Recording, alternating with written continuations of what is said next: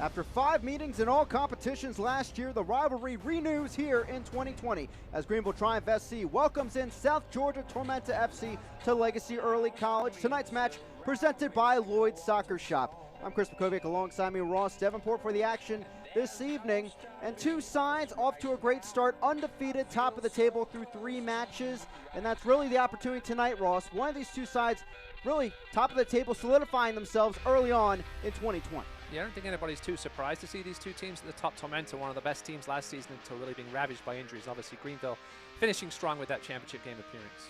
And what a night tonight for a great rivalry here in USL League One. And for Greenville early on this season, the success, big help from their midfield, the veteran experience of Aaron Walker. John Harkes telling us that he really has loved his game management and vision to start the year.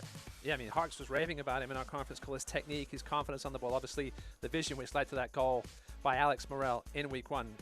He's really stepped it up this season so far as Aaron Walker. Towards the end of the season, really added some shots to his game, and that's what John Harkes wants to see from him tonight and through the rest of 2020. Some more opportunities from outside the box and into the back of the net. On the other side, the number 8 for Tormenta, Neil Vignals, a fantastic match against Orlando, bagging 2 goals and leading his side to the victory. Listen, last season when Neil Vignals got hurt was really when Tormenta started to go downhill, but he showed on Saturday with these 2 classy finishes exactly what he can do from the midfield spot. Head coach John Milracy telling us that really they always try to set a ceiling for Neil Vignals, and then he always finds a way to get over it and exceed expectations. That's what we saw against Orlando last week. Tonight, coming up, it's Greenville and Tormenta, chapter number 6 between the two sides as the rivalry renews. Coming up, one side will take charge at the top of the table. Who will it be? Tormenta, Greenville, next on ESPN+.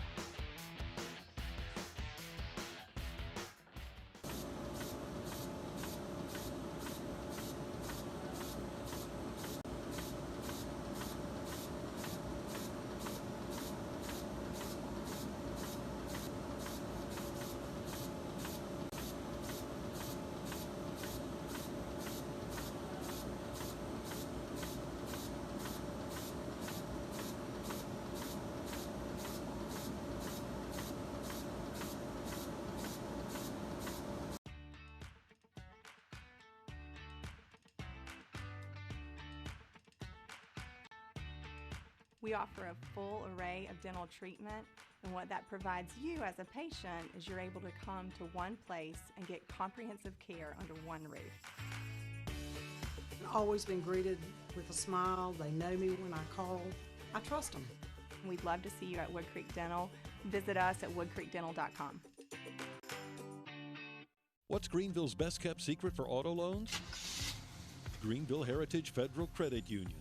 If you're on the market for a new car, visit Greenville Heritage before you start shopping to get pre-approved and save yourself a lot of hassle and a whole lot of money. Or refinance your current car loan for a better interest rate. It's a simple process that could save you hundreds of dollars. Visit greenvilleheritage.com to find the branch nearest you and start saving money. Federally insured by the NCUA. To Legacy Early College, tonight's match presented by Lloyd's Soccer Shop. I'm Chris Pekovic, alongside me Ross Davenport for the action this evening. Tormenta gets set to do battle. Two sides off to a great start, undefeated, top of the table through 3 matches, and that's really the opportunity tonight, Ross. One of these two sides really top of the table, solidifying themselves early on in 2020. Yeah, I don't think anybody's too surprised to see these two teams at the top. Tormenta, one of the best teams last season until really being ravaged. Night against his former team. Obviously scored in the opener last year against Greenville. Got Player of the Week honors for that assist as well to Keegan. 2-0 that opening victory over Fort Lauderdale. And a look at the starting 11 for Greenville, presented by Bon Secours. All the changes here at the back for Greenville. Cesar Murillo in at right back in place of Abdi Mohammed, who's out with a foot injury. Obviously, Brandon Fricke back in after that red card, and Evan Lee as well. More of a typical back line for Greenville that will be going up against one of the familiar faces in League One from a year ago with Lansing Ignite. Pato putting in balls to the back of the net for Lansing. Really, the second half of the season, he came through after Alex Bruce and also Ricky Lopez-Espen saw most of the time to start the year. And he became a familiar face that ended up leading them against the Triumph into the League One semis. And here's the Tormenta starting 11 presented by Bon Secours. Yeah, John Middlerace, he said Buzz is going to be looking to get on the score sheet tonight. He'll be the lone striker in sort of a 4-3-3, 4-1, 4-1. And Benoit will play more of the holding role. No changes tonight for Tormenta from their win on Saturday. There's the Tormenta starting 11 again, presented by Bon Secours as we get set for this one.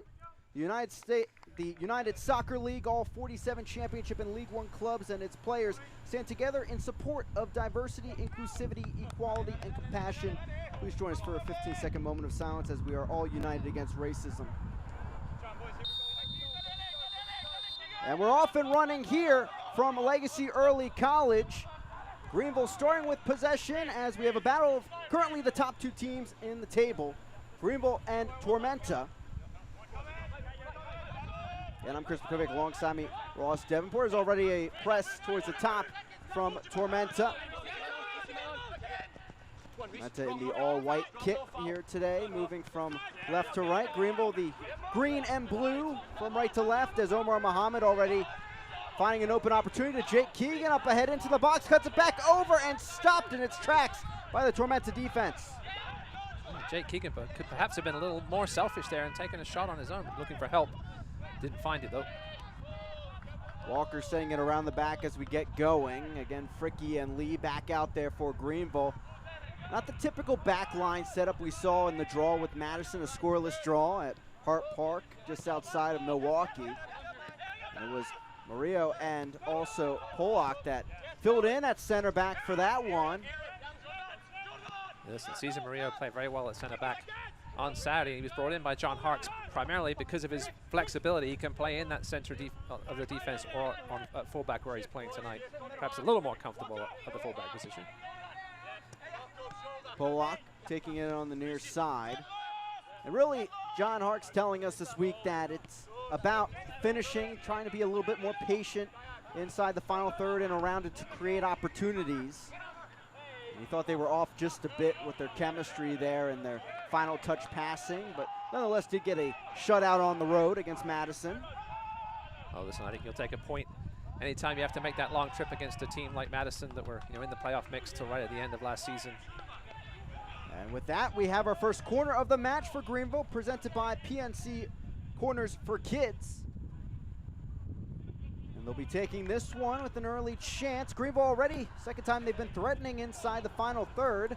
And that's a Tormenta, last two matches, they held 2 clean sheets. One against Richmond, 0-0, and then the 2-0 win over Orlando City B in their first match last week. Good chance here to watch the Tormenta defense. They played a zone defending on the corners, a little 2-3-3 kind of work there. Pollock gets it over the top and right back to Hara, the Chilean keeper, right back between the pipes. 4 saves so far in his season. Had quite the battle with Akira Fitzgerald to get that 0-0 draw.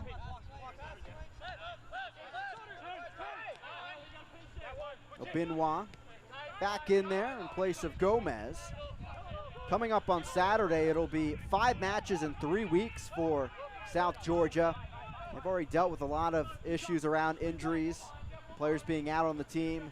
And finally, in the last match against Orlando and this one, they're back to their full squad as we take a look at our keys to the game presented by McMillan, Pasden, Smith. And take us through those, Ross. Yeah, as you mentioned, Chris, John Harks wanted his team to be a little more patient on Saturday. They weren't getting those quality chances. One opportunity they'll have tonight to get those is to be quick. So I know it seems like they're a little opposite, being patient and quick, but Greenville Triumph has some real speed up top, while some of those Tormenta defenders can be a little lumbering at times. And yeah, Tormenta's just going to make Dallas J work. He really hasn't done a whole lot this season. And yeah, with that potent top 3, they certainly need to get some shots in on Dallas J tonight to make him work. Pause in the action here. Our head official for tonight's action is Lynn Perksenar.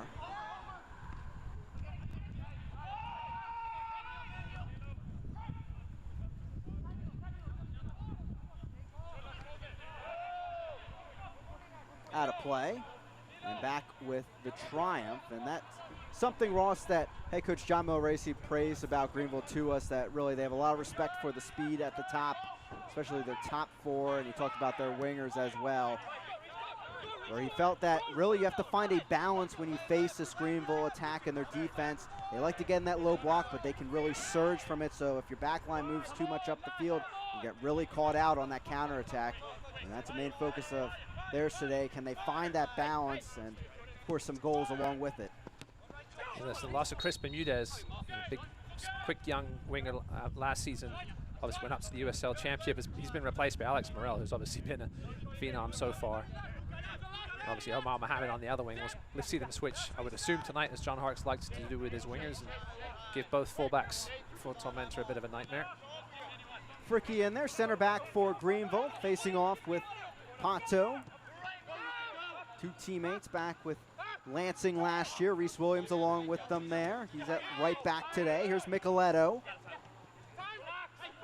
Meyer looking inside the box, cross in the one hop, and it falls right through.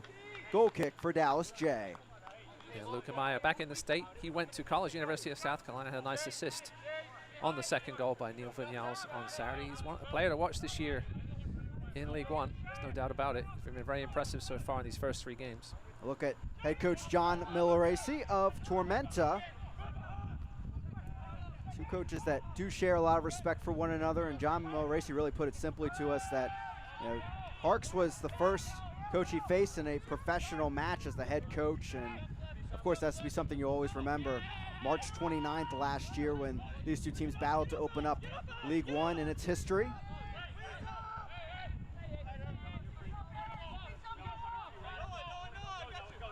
Here's Micheletto. Had a goal in the opener for Tormenta, 2-2. Great battle between them and Chattanooga.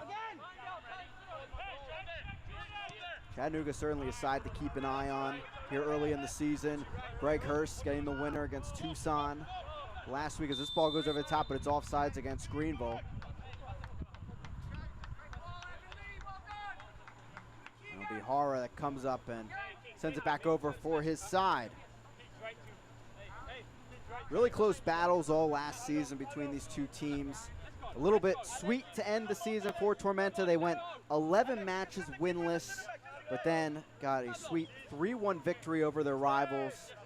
Keep Greenville in that 3rd seed, headed into the playoffs. And of all players, Jad Arslan getting the brace, his 2 goals on the season for Tormenta. John Harkes, of course, the head man for Greenville Triumph.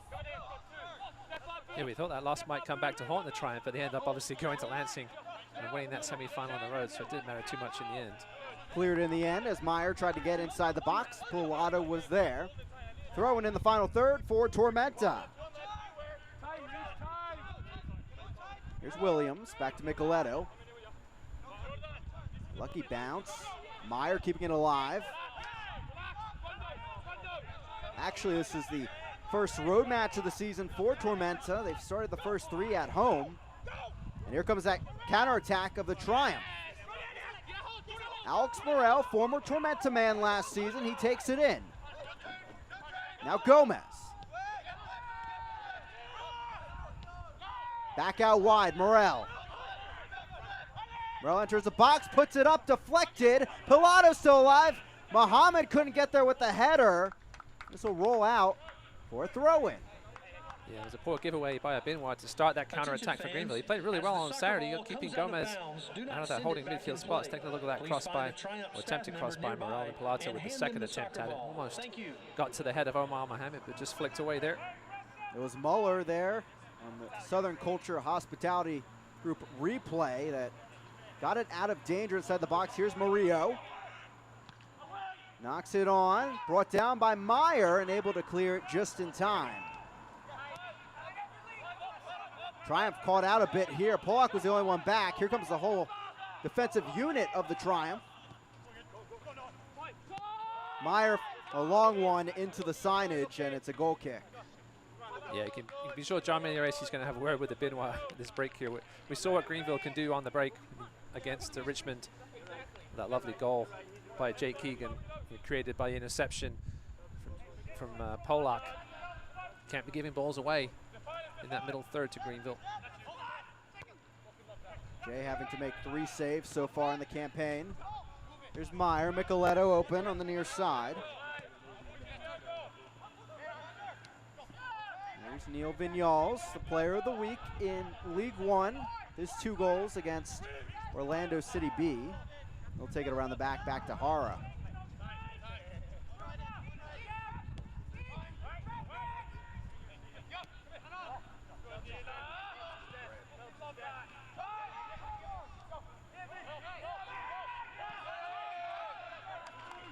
Abinwa. Played in Portugal past season. Meyer, good run here from Micheletto. Williams is wide open. In there, Jay gets a touch to it, and it goes out of play. That'll be a corner kick for Tormenta. Dangerous one sent in by Williams. Yeah, it was a lovely ball. I think we'll see here. We didn't quite see it, but Williams, Tyler Pollock was out of position. Reese Williams perhaps had a little more time than he thought he had. And Dallas Jay worked though, as we said. Get him moving early.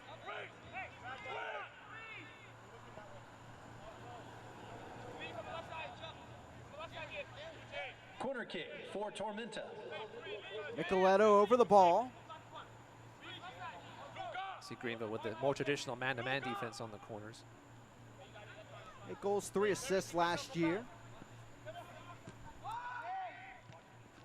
Off of Pilato in the end. Meyer trying to recollect. There's Muller.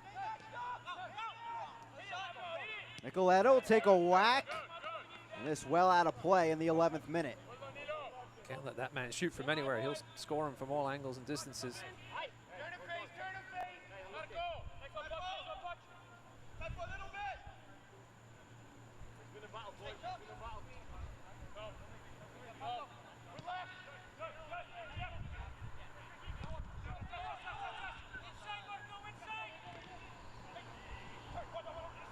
Greenville trying to get the attack going. They'll build from the back. Since 1947, Select has been the leader in soccer ball quality and innovation. Select is the official ball supplier of USL League One and many of the elite leagues throughout Europe. For the latest Select products and special offers, please visit SelectSportAmerica.com. Whistle blows as the Select ball will head back over to Tormenta. Yeah, it's a sloppy bit of handball from Jake Keegan.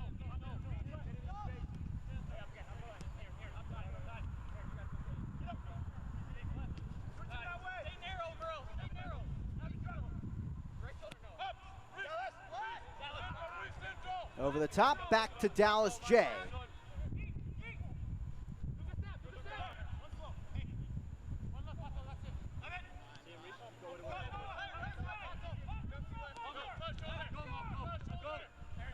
So Luca Meyer really pushing up forward in that high press. It's providing a second attacking option if they do turn that ball over deep in the Greenville final third. Greenville having trouble getting out of this here. Micheletto not moving towards the top of the formation as much as we have seen, staying back a bit to help create. That ball heads out by the Greenville bench. John Harks leading them to 2 victories, 1 draw to start off the campaign here. And you mentioned it, Ross, already, both these sides a quarter through their campaign, as crazy as it is to believe. Yeah, I talked to John Harks yesterday. Hold on one here. Let's see if Triumph can get something here. Morrell on the run, top of the box. Cut away, a good challenge by Josh Phelps to keep it away. So I asked John Harks if he was a coach that sort of divides the season into smaller pieces. And he said he doesn't, but obviously with the Madison away match, this is another match against a team that could contend for the playoff spots. And then Chattanooga on Saturday. These are 3 big matches here for Greenville, 2 of them at home. Micheletto, a good thought, but sent it in out of play, and it'll be back for Dallas J. They also play Tormenta, Madison, and Chattanooga late August into September. Is another key stretch there. They do play OCB twice in the final 4 games, does Greenville. You and I talked last week, Chris. You really can't afford to lose perhaps more than 3 games if you want to have a chance at those top 2 with the limited, obviously no playoffs this year, just the championship game. Micheletto already 13 created chances through 3 matches. That's 7 more than anyone else on the Tormenta squad.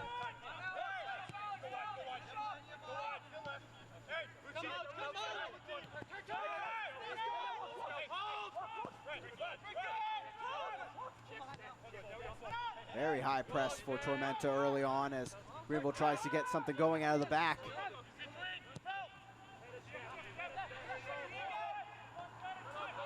Headed on, Keegan on the run. So is Phelps as that is knocked out of play, and Greenville out of their own end here in minute 15. You're seeing Greenville having to go long here, having trouble getting out of this press. They're not the tallest team up top. Keegan and the other guys up there aren't the tallest guys in the world. Do have JJ Donnelly and Lachlan McLean, two guys with a little more height on the bench. I'm sure we'll see them later this evening. Murillo fresh off of his first start for Greenville. Of course, was with the league champions North Texas SC last year.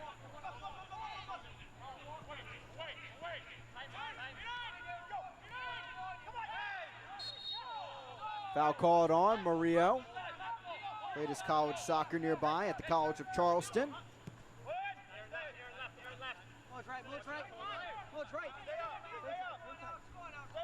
You see that winger change already for John Harkes now. Battle of the top two teams in the league here early on in the season after 3 matches is Tormenta and Greenville, Chapter 6 after 5 meetings in all competitions last year. Again, I'm Chris Makovic alongside me, Ross Davenport. Happy to have you with us for some Wednesday League One action here from the upstate of South Carolina. Tormenta trying the left wing, ball sent in, headed away.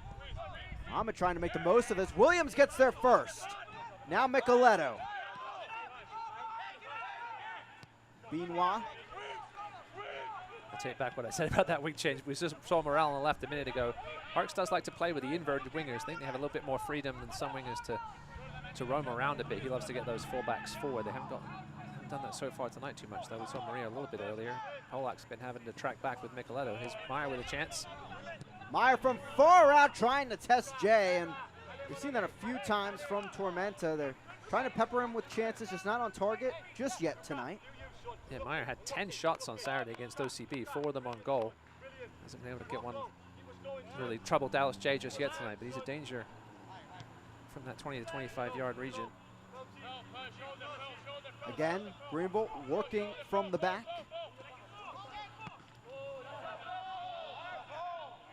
Off into the Tormenta bench, and it stays with the home side.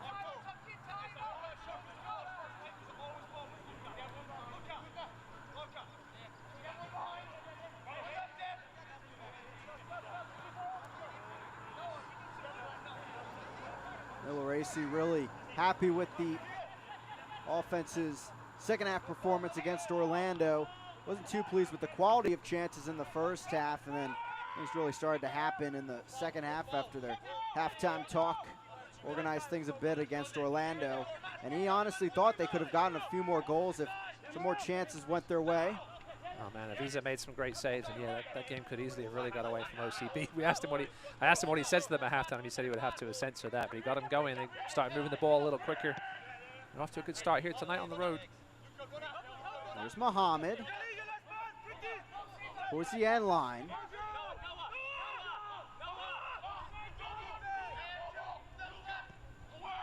Ball whipped in, back post, headed away. Pato getting the ball back with his hold-up play.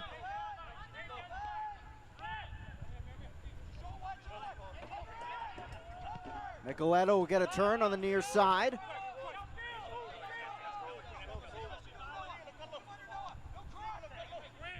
Meyer now at the end line. Cross in low, one and cleared away by Fricky. Pato was there. It's a corner kick instead for Tormenta. Yeah, you see Omar Mohammed walking back there. He gassed himself a little bit, I think, on that run down the left. And I was looking for him to come into the picture there to help out on the defensive side of things, and he was a little late. Luckily, Noah Pilato came over to help, but Luca Meyer winning the corner. Dangerous ball in. Pato, you see with his head in the air, just a couple of feet ahead of him. Would have been a gifted chance there. Here's Moeller, 4 years at Temple for college. All sent in, collision in the box. No touch to it yet, though. Now Muhammad will try to spur on the attack.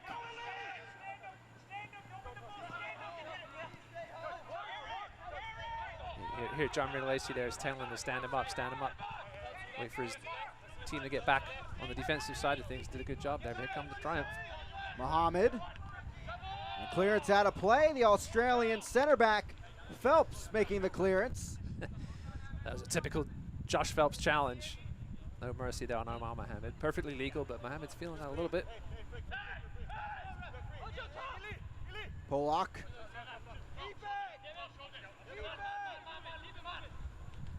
Morel getting through the double team. Not enough though, as it's back over to Tormenta.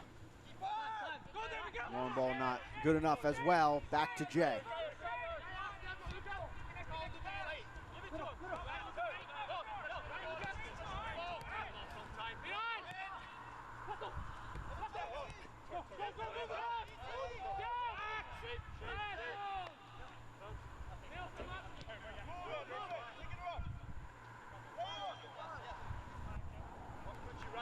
Greenville building from the back. We're in the 21st minute.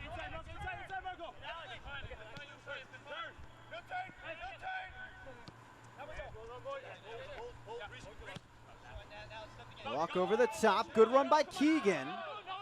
Mohamed inverting a bit, going inside. Over everyone, though, with that cross for Keegan. Yeah, you see Alex Morella pinched in. That's normally where he would have been. Nice look up, though, by Tyler Polak. Lovely ball. And look at that Phelps challenge. Letting Omar Mohamed know he's there. As a coach, you'd love to see that early on from your center back.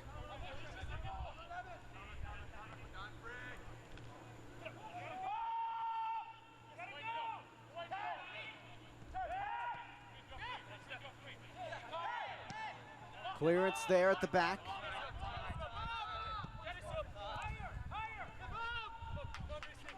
I'd say Tormenta had the best of the first 15 minutes or so, but Greenville played themselves back into it here. These last 5 look dangerous. No quality chances yet created, though.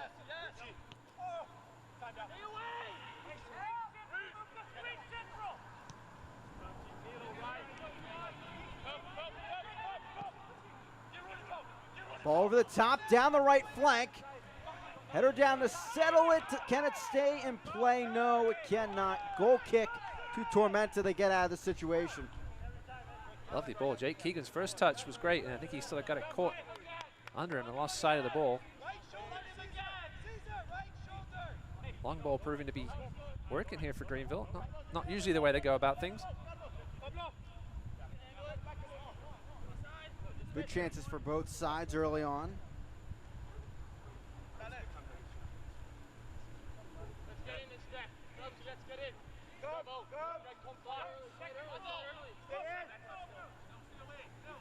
Harvard trying to get the attention of Pato, it seems.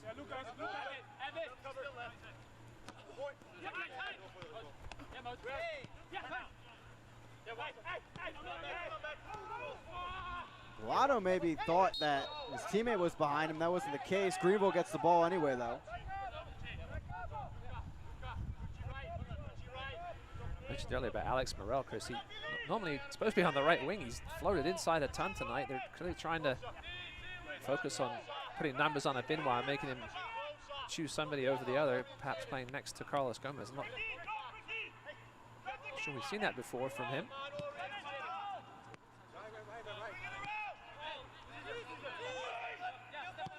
Walker will try a long ball. He found someone. Morel on the run towards the end line, cuts it back over. Cleared by Phelps and helped along down the field. Walker again, tried to get the shot off, but held up.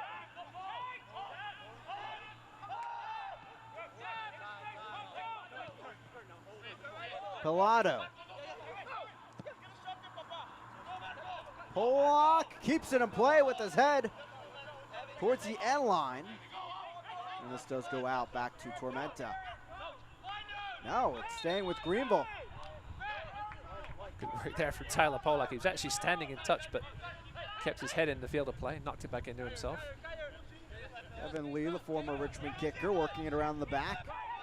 One of the players that did miss that match against Madison. Fricky will lob it over the top, but nothing there.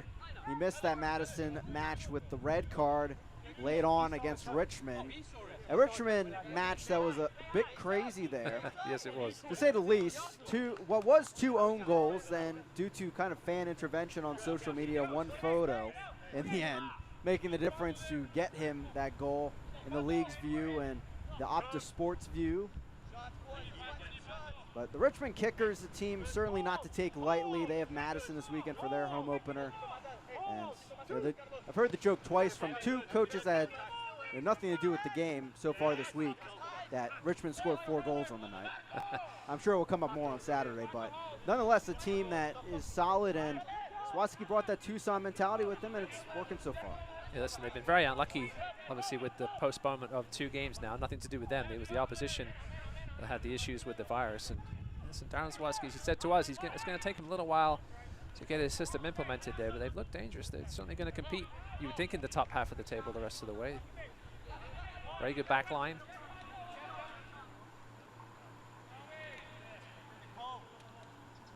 There's Brandon Fricke. Big center back out there, and captain of Lansing Ignite on their way to a semi-final appearance last year. Yeah, listen, that red card he took against Richmond was one of the best red cards you'll probably ever see. It was unfortunate to him. He obviously miscontrolled it the first time and had to grab the attacker, but it well prevented a goal. Obviously in a 1-goal game, that could have been the difference.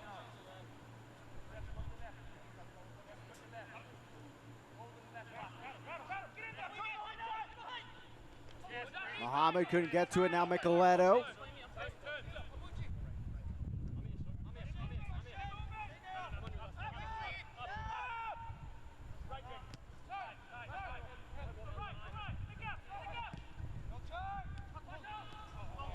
Bato losing the ball to the Greenville back line. Now Morel, quick turn for the former Tormenta man. Muhammad puts his head up, lofted in there. You could see he wanted Keegan, but a bit too high up and far.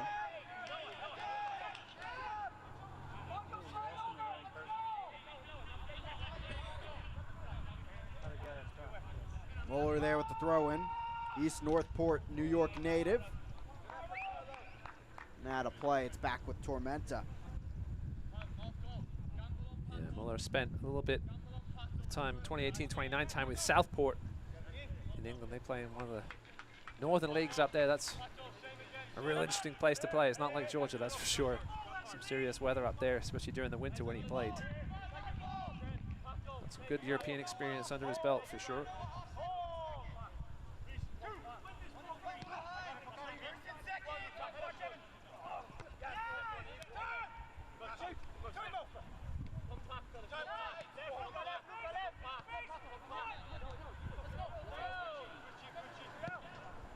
Yes, to clear this one. Tough spot for Muhammad.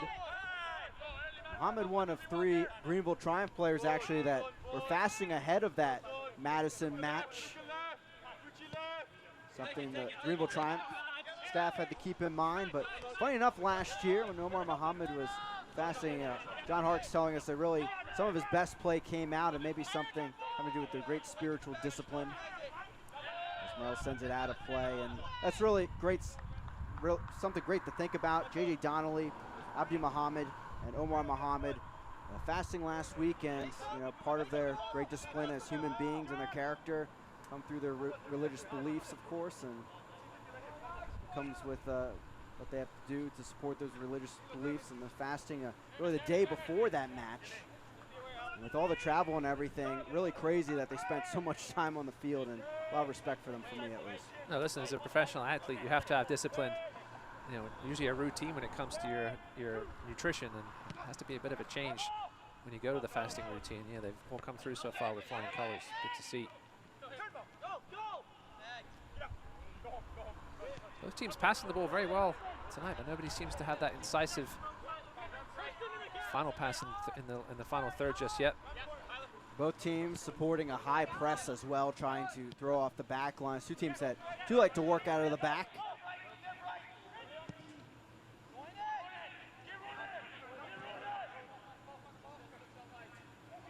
Here comes Greenville, trying to build up some numbers here. Morel's wide open in the midfield, but they couldn't get it to him. Angle closed off by Obinwa. Now Polak Muhammad switching flanks now on the left side.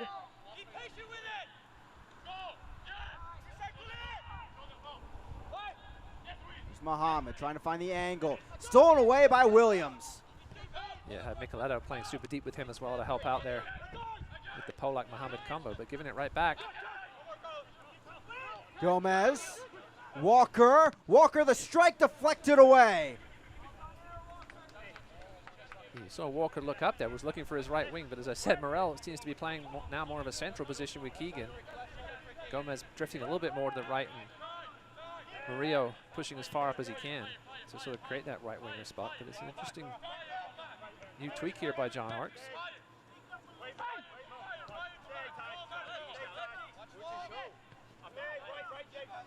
Two teams that were kind of on the opposite ends of the spectrum in their first year. A hot start for Tormenta, but faded late. Greenville, a slow start, and then really got going as the season went on, despite some injuries to Max Hemmings and Jake Keegan.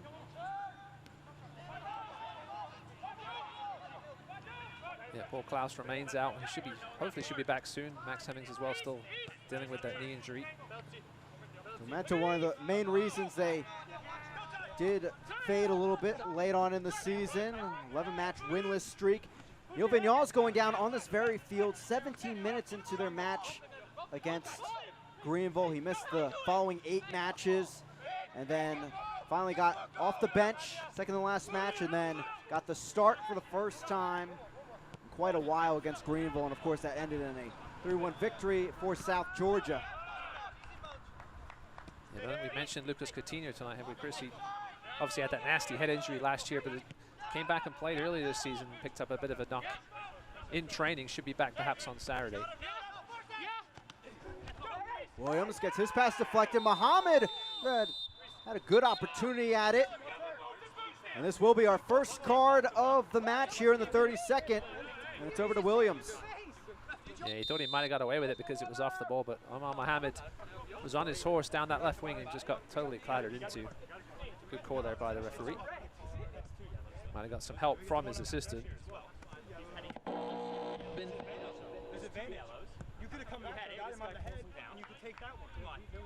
A caution has been issued. One of the great things about not having fans, of course, at the matches is you get to hear a little bit more of the nat sounds in the environment and the discussions, say at least with the referee on any given foul. Yeah, Alex, I mean, Evan Lee was having a word there about this foul from Williams. He just grabbed Mohamed's the right call. I'm not sure what Evan Lee, but I think it was a knock in the head on Jake Keegan as well. He went down like he'd been sucker punched. Hopefully he's okay. I think maybe that's what Evan Lee was asking for, 2 cards on 1 play. It's happened before. With that, we hit the hydration break here.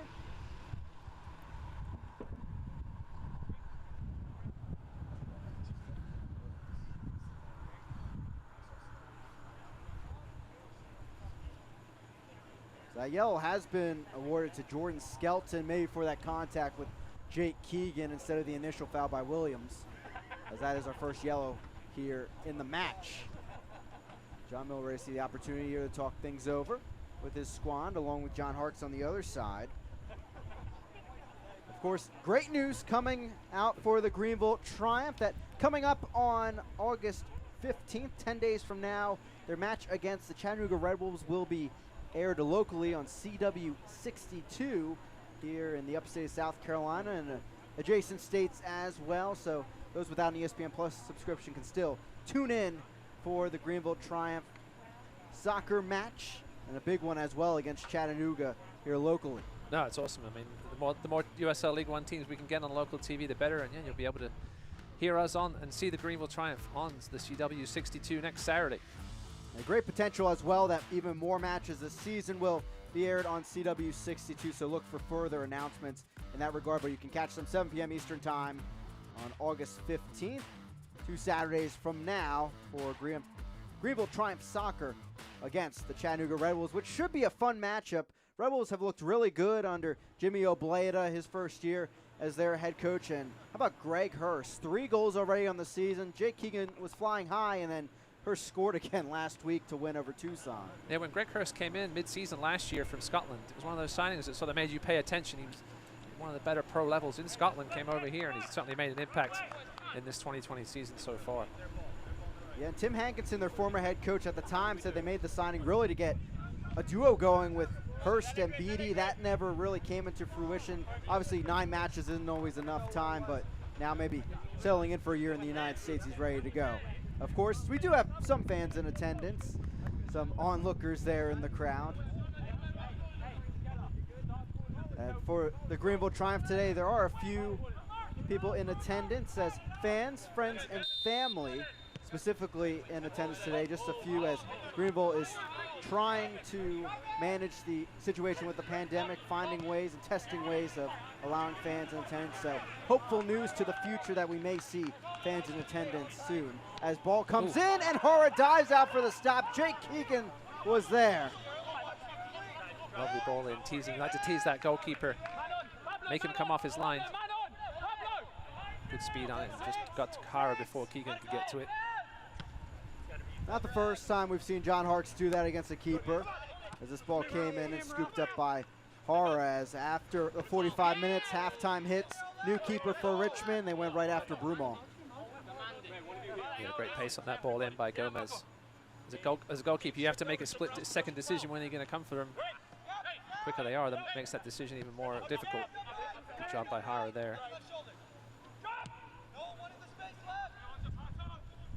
Hara over the top, out of play, and back to Greenville.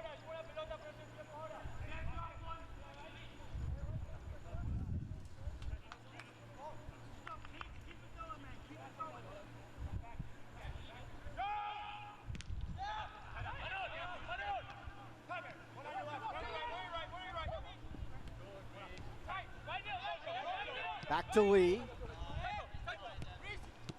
Walker getting caught up there with Muhammad. They do find Pollock, though. There's that patience John Harkes was talking about. Tyler Pollock was making a run, but looked up, and I think it was Aaron Walker decided to go backwards. The run was probably tracked by Pollock. Yeah, Greenville have played themselves back into this game last 20 minutes. Been far the better team. Numbers moving ahead for Tormenta. And it seems like so far, Greenville, they're finding plenty of numbers on the outside, but moving up centrally just hasn't been there yet. Here's Morrell. Through ball. Good look here for Jake Keegan. Flag is up, though. For the second time tonight, Greenville is offsides. Yeah, the loss of Paul Klaus, you said should be back soon in the middle.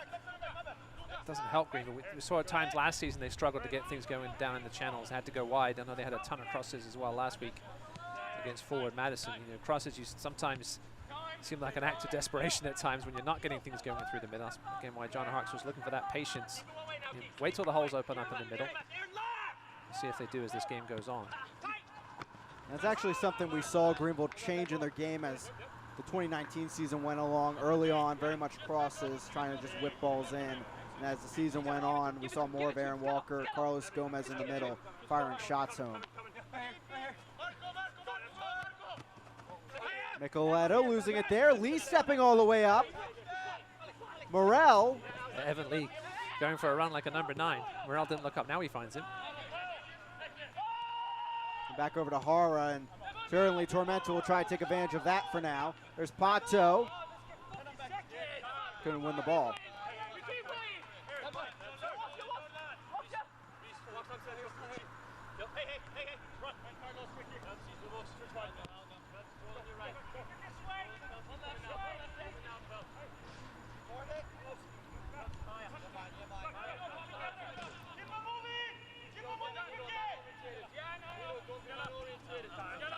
Greenville in control at the moment. Here in the 39th minute, trying to strike just before the half. They battle for the top spot in League One. 7 points so far for Greenville through 3 matches. For Tormenta through 3, 5. 2 draws and a win. I believe that's Lee still all the way up on the offensive end. Muhammad getting around Nicoletto. Still Muhammad. Morrell on the outside gives it off. Lee from far out, deflected away. Calls for a handball. We play on here at Legacy Early College. Another thing we didn't see a whole lot from Greenville, a marauding center back. He's clearly confident that since Tormenta sort of pulled off that press that he has enough at the back to perhaps push a few bodies centrally forward like Morel and Lee. Jamga had to come all the way back to save that one. One player we haven't mentioned too much in the action. He actually had a brace on this field in a victory for Tucson last year.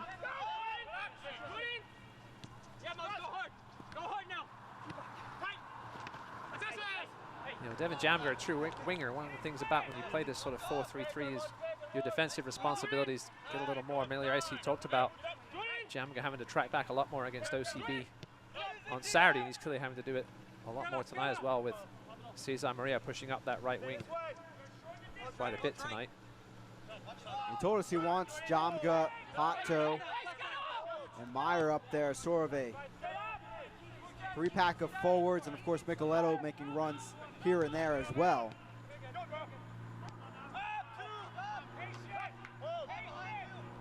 Five minutes here before halftime. Game picking up a bit.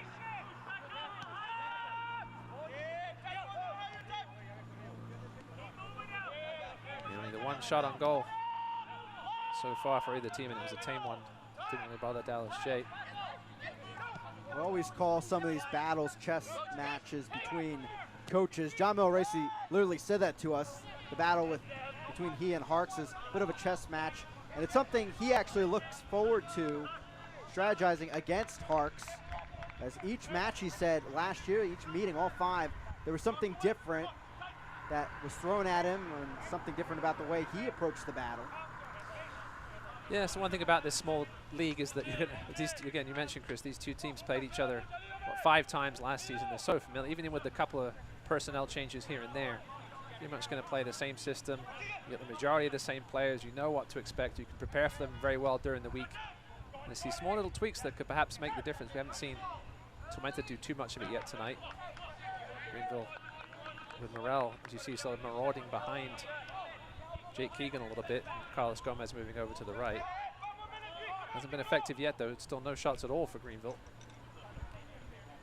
4 matches in League One play, and of course the one Open Cup match.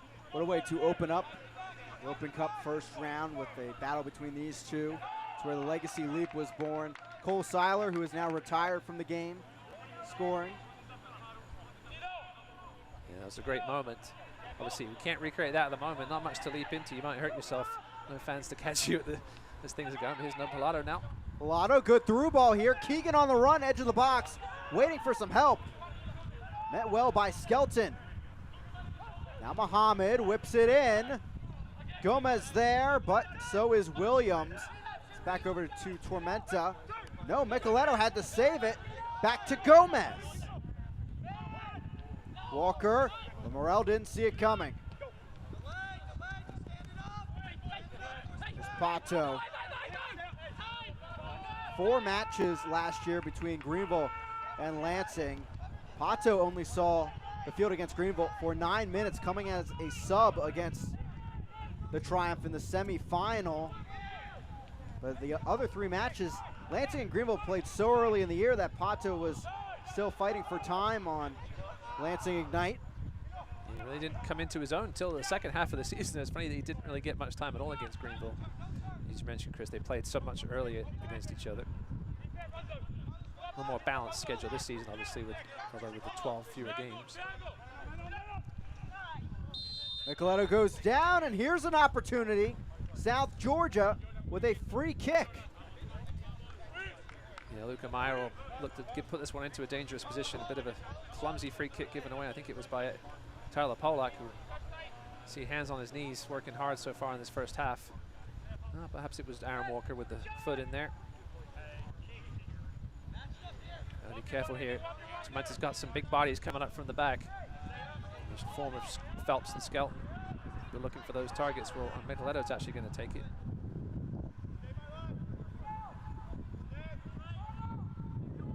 Two-man wall for the Triumph. Here's Micheletto. Knocked back off of Polak. Peels for a handball. Yeah, disappointing delivery. He had the pace, but not the height to get over that second man.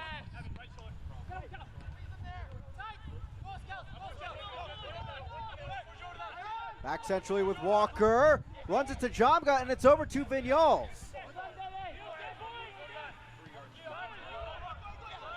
Vignoles stepping up. Meyer now tried to give it off to Jamga. Good pass by Keegan. Muhammad again facing off with Williams. Good ball ahead, here's Keegan. Can't get there in time.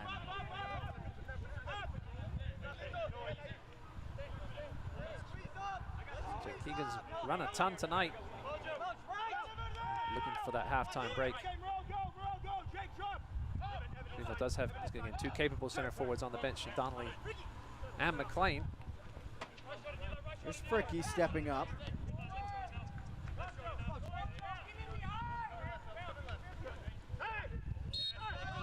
Foul is called, and Greenville getting an opportunity towards the end of our first half. They'll take it quickly, in fact, try to keep this rolling. Interesting decision there. I feel they might have taken the chance to whip a dangerous ball in with Tyler Pollack's left foot, but instead just given away. A waste there 3 minutes of stoppage time by the guys in green. It's been a, as you said, Chris, a chess match in this first half. 3 minutes of stoppage time here at Legacy Early College. 2 shots so far for the Triumph, 4 for Tormenta, just 1 on target.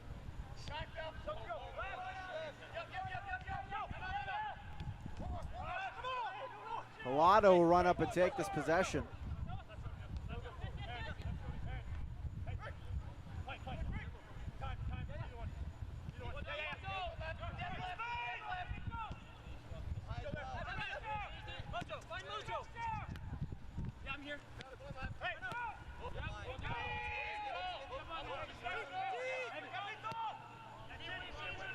Lee trying one over the top. Miscommunication there for the Triumph. It's back to Obinwa. 2 minutes left in our stoppage time. An opportunity maybe for Tormenta to make a statement before the break. Yeah, both coaches will have plenty to say to their team at halftime. There's no doubt about it. Gonna move that ball perhaps a little quicker. Nice ball here for Jamga. Jamga on the run towards the end line. Ball in over the top of Jay. And now Micheletto.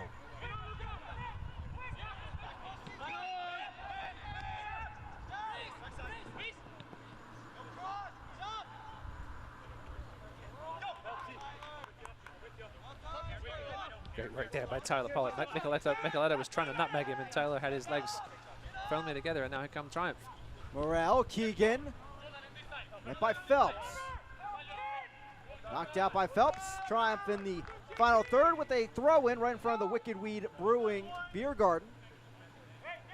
Hopefully we'll see a bit more action over there as the season goes on.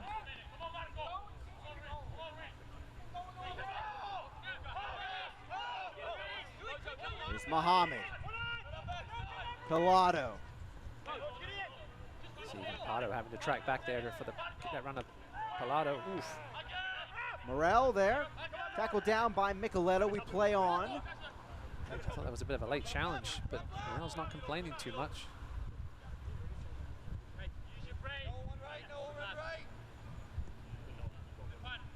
Micheletto will give it off to Williams. So, Ross, you look at these two squads as we head towards the halftime whistle. What is the key maybe to opening up this game a bit more? I think, listen, Tormenta were pushing bodies forward those first 15 minutes or so. That, you know, we all know that Greenville sort of double block system is hard to break. Somebody's going to have to take a little more risk, push some bodies forward in the middle. Greenville, obviously, with the 2 defensive midfielders. Tormenta with only the 1, but yeah, somebody's going to have to get a little risky in this final 45. The score is Triumph 0. Now at halftime, the whistle has come, and we are where we started. 0-0 here at Legacy Early College. Back and forth, and to your point, Ross, it just felt like both teams were kind of thinking about too much around what the other was doing in that first 45. Yeah, and as we mentioned, these players, they know each other so well. They know what each player does, where their weaknesses and strengths are, and they just balance each other out pretty well so far. Yeah, 45 minutes to figure it out for Harks and Miller AC. Yeah, 2 coaches that really love adapting the game, change things up, and we'll see what they come out with in this chess match in the second half to come. 0-0 at the break here between Greenville and Tormenta. A lot of excitement in this match, pressing up and down the field, but not too many chances early on. Just one combined shot on target for both sides in the first half. We'll be back with more coverage here from Legacy Early College. 0-0 at the break, Tormenta and Greenville Triumph.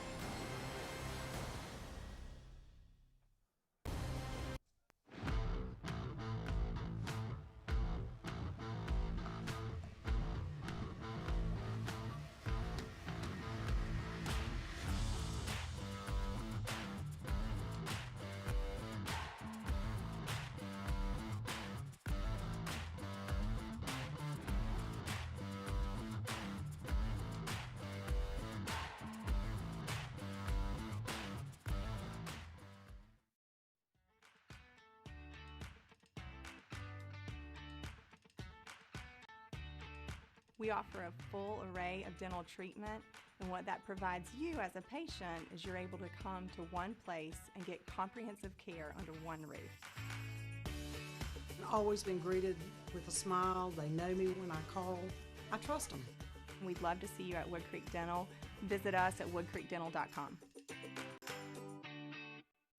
Greenville Heritage is proud to sponsor the Greenville Triumph Soccer Club and the Savor of the Match promotion for the 2020 season. You could receive $50 in a savings account at Greenville Heritage.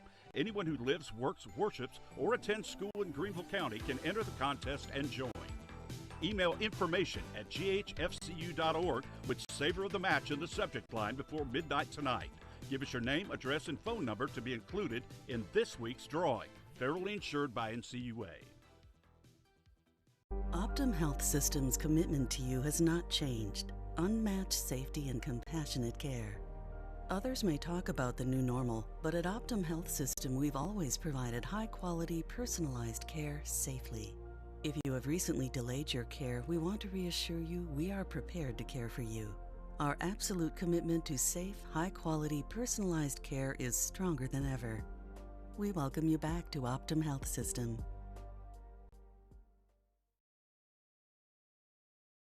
Here into Legacy Early College, 0-0 at the break between Greenville Triumph and Tormenta FC. And of course, next home match for Greenville Triumph, a huge one, as they'll be on regional TV here with CW62 as they face off with a regional team in the Chattanooga Red Wolves. We'll be there, of course, Ross and I. And we hope you'll join us on CW62. Listen, ESPN Plus, one of the best deals in the business at only $5 a month, but get us on regular TV next Saturday. It's exciting stuff, Chris. Yeah, second match of a 3-game homestand for the Triumph. After that match on CW62, they'll be facing off with Fort Lauderdale CF on this 22nd. So remember, watch on CW62 on the 15th, 7 p.m. Eastern Time start as Greenville and Chattanooga battle it out. Now let's take a look at our goals of the week. Nominees for USL League One.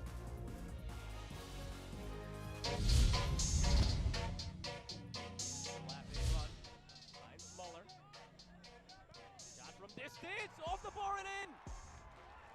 Another look at that one on the Islands replay. Up and over Avisa, off the bar and in.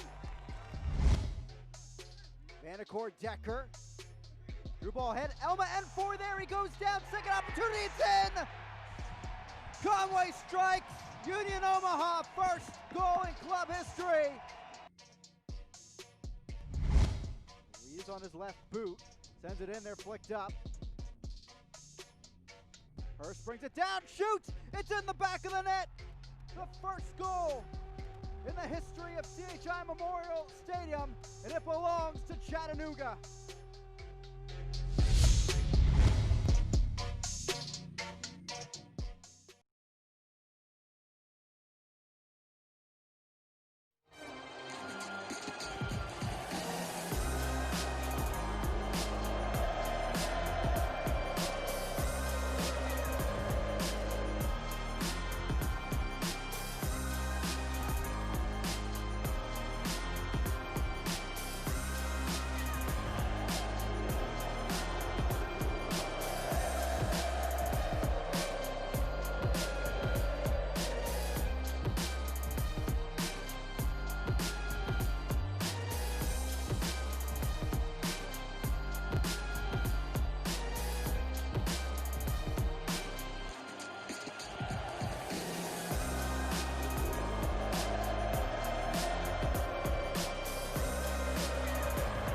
it in, finds the back post. What a finish!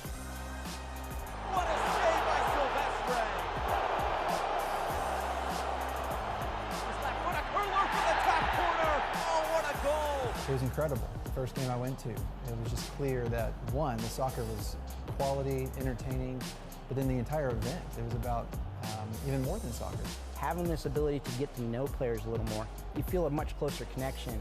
It's about how we can invest in the community around us.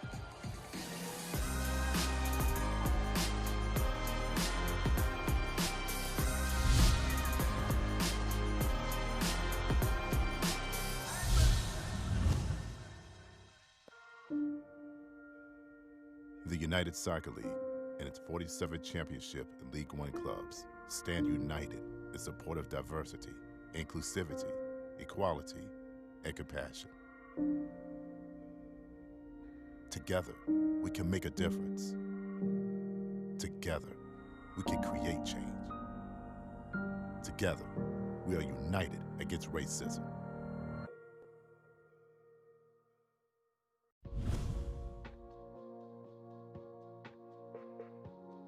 Once a community's long-term player development pathway is established, USL clubs must clearly define their talent identification strategy in collaboration with their youth network. Establishing this strategy provides local clubs and coaches the opportunity to recommend top young prospects towards the USL Academy level and eventually their local USL senior team. As players are identified, the USL Academy League is designed to provide young players the opportunity to transition from youth soccer to playing at the senior level in 3 different ways. Players most ready to make the jump to the USL Championship, League 1 and League 2 can begin their integration into a senior team by taking a part-time senior status, allowing them to train and even play at the senior level while still getting additional training and games within the USL Academy League. Top young players projected to be ready for their first integration into senior team soccer within 1 to 2 years will be encouraged to register as the full-time academy status.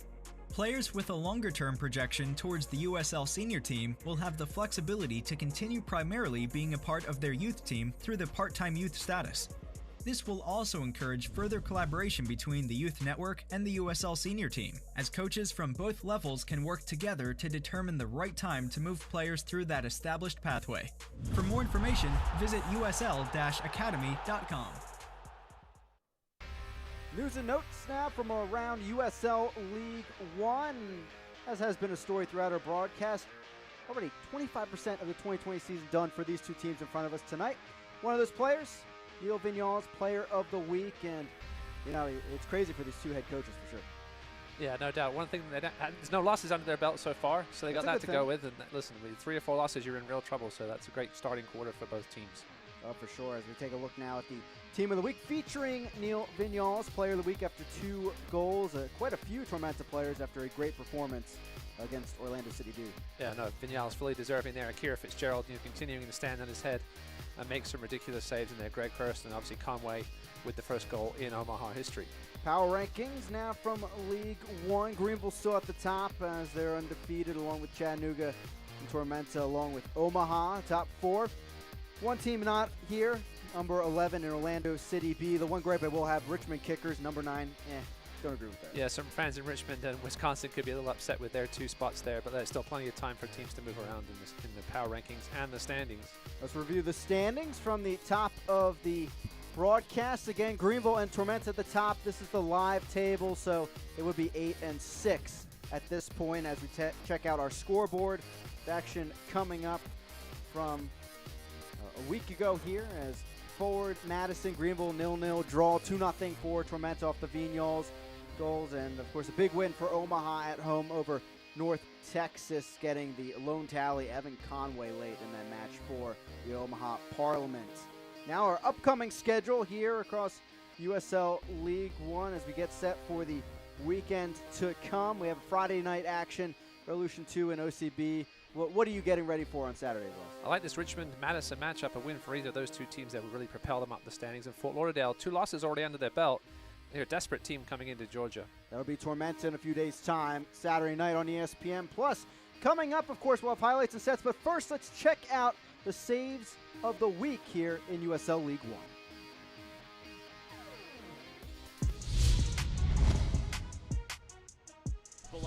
coming in from the left side. Has men with him. Gets it across. Terzaghi there. Saved by Hara. Hara save. 8-time save of the week. Winner last year in League One. Foot as he's falling. Gives it up to Micheletto. Shot. Great save by Fitzgerald. Full extension. Punches that one up over the goal. 2 here if Tormenta goes. Micheletto in space. All alone in the box. Marco Micheletto. The shot is saved by Avisa.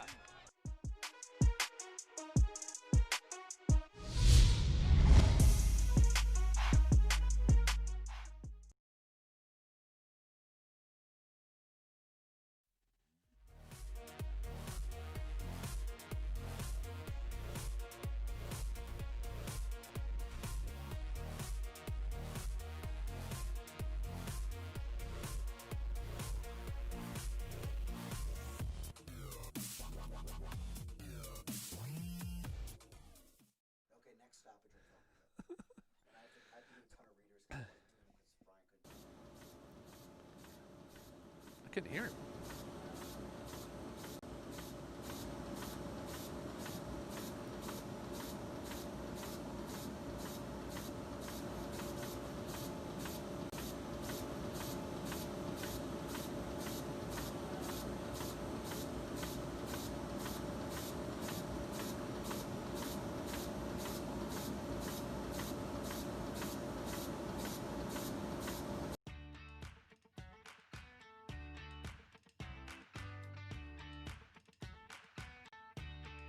We offer a full array of dental treatment, and what that provides you as a patient is you're able to come to one place and get comprehensive care under one roof. I've always been greeted with a smile. They know me when I call.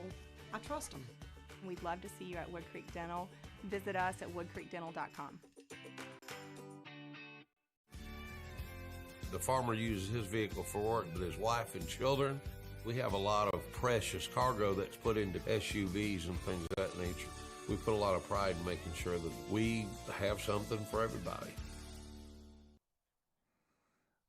Welcome back here in the Legacy Early College. 0-0 at the break between Greenville Triumph and South Georgia Tormenta FC. Let's take a look at our first half highlights presented by Greenfield's Bagels and Deli.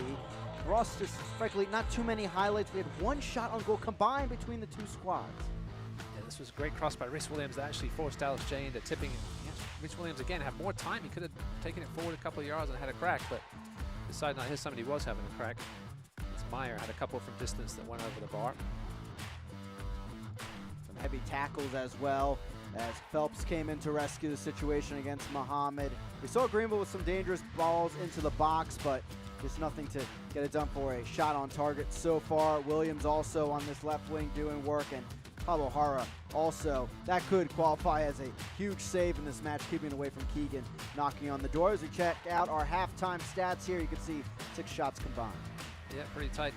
I see again, last game at halftime, he could put the magic into his boys, and we'll see if he could do it again here. And of course, John Harks will be looking to do the same. We'll obviously see, if not all of our 5 subs, most of them, without a doubt.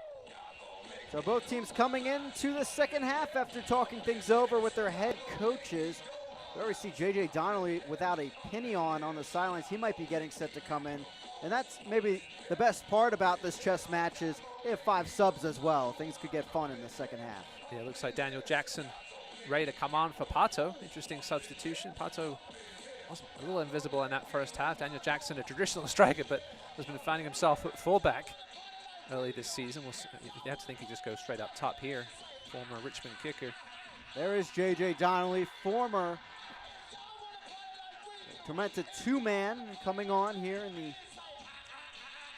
halftime period. Again, both sides, they have 3 opportunities to pause the action for a sub. This does not count against them towards that as they make their opening substitution. So Muhammad ran a ton that first half. Perhaps feeling that fasting a little bit. He's going to make way for J.J. Donnelly. Daniel Jackson up top for Tormenta as we get things going. The former Richmond kicker. 0-0 at the break between Tormenta and Greenville here in the upstate of South Carolina. Open run, Jamga coming up. Lee tries to get back. Jamga tackle down. Play continues. All ball, says the referee. That looked bad for Tyler Polak. Looked like he jarred his knee. Awesome tackle to come over and help stop Devin Jamga, but Polak's down and in some pain. You saw the referee stop the play right away, clearly knowing it was something decent. Take another look at it here. Ooh. That was maybe a goal-saving save, as he was the last man keeping Jamga from a wide open look. And that's the Devin Jamga we saw in this field last year, getting a brace in a match. And now Greenville hoping that their captain is all right. It'll be a big loss if looks like he's okay, Tyler Polak. He didn't particularly grab his knee after he went down or any other joints, so it's a big relief for John Harks there to see Polak up and jogging off. Showed his versatility against Madison last week, starting at center back for John Harks. Yeah, Coach Harks said they only had one practice together. He did say that was enough time, though. He said they had time to work on that partnership against center back, one of those spots you really need to get familiarity with each other, and they looked like they'd been playing that position for a while. Polak and Maria on Saturday. Now, Daniel Jackson comes on at the top of the formation. I believe this is the first time he's actually playing his true position this season. And we asked John Milleracey about that as he came in at right back. And usually there's some background story about, oh, they played in college a little bit, maybe in high school as a defender. No, that was his first time at right back. So he scored a goal as well from that spot. So simply amazing performance from him to start the year against Chattanooga, helping out what the team really needed, really depth at defense. As Daniel Jackson, you know, a natural athlete, very quick. Even at age 31, he can still move around. I think it'd be good to know if he actually put his hand up and said, "I'll do it," or if it was just sort of, you said, a flip of the coin. That's exactly how John Milleracey put it, flip of the coin, which tells you how dire their need was and how limited their bench was. And it's just terrible to see with the injury troubles they had last year. But finally, last match into this one, they have a full squad going. They're looking like the Tormenta of old here with their new additions. Headed on into the box, flipped up and out of play. And Aaron Walker, I believe, they're taking a big hit.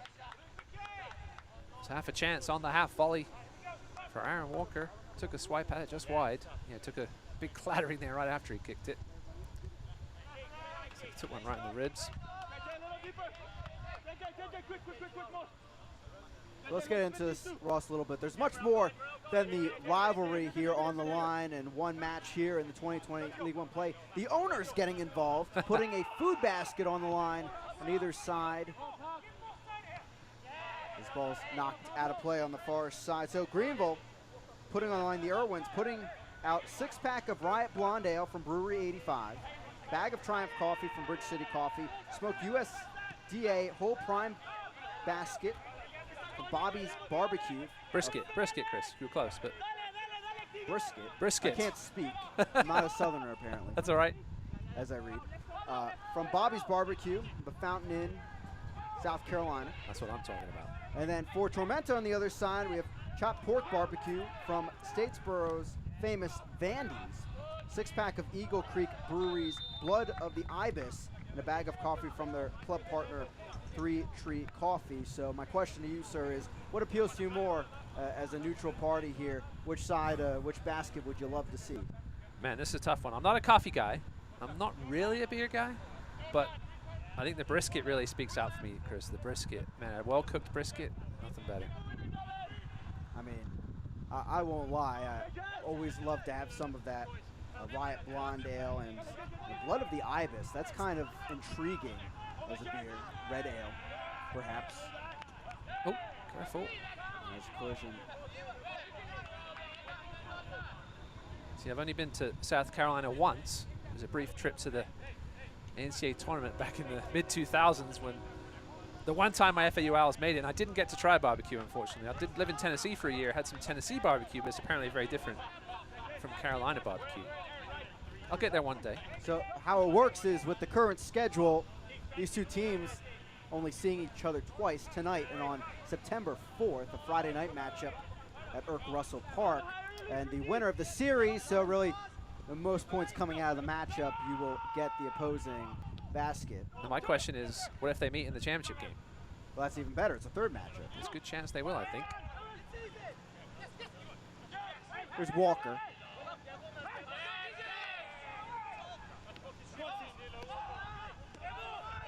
John good down the left flank.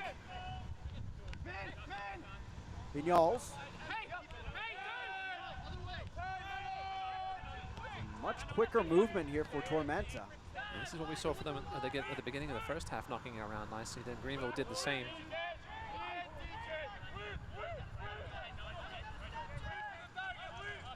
Going backwards again, that Greenville block we know is hard to penetrate. This is good here from Tormenta, though, knocking it about nicely, looking for that little crack in that block. And ahead of his matchup with Tucson last week, and Jimmy Obleda told us on the phone that really what he felt was successful in the second half, their 2-goal comeback at that time against Tormenta, was really moving the ball quick. He felt that their defense tough to adjust here, and Tormenta going the other way here, trying to do that to the Triumph with their block. Here's Meyer. Micheletto, shot from the outside, deflected.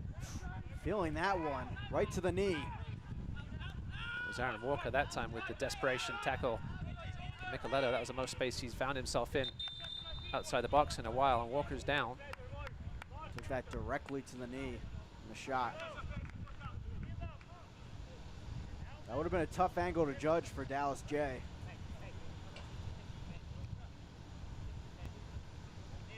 Pollock and Walker, really dual captains for this team. Last year was based on home matches and away matches, who was captain.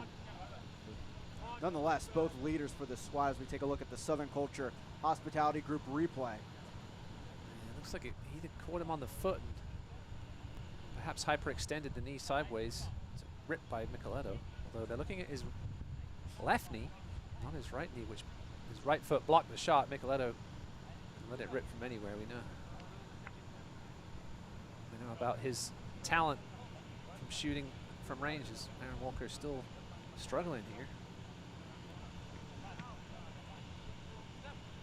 Aaron Walker, one of the holdovers for John Harkes from his time at FC Cincinnati and coaching in the USL, what is the USL Championship now. He's still feeling this one.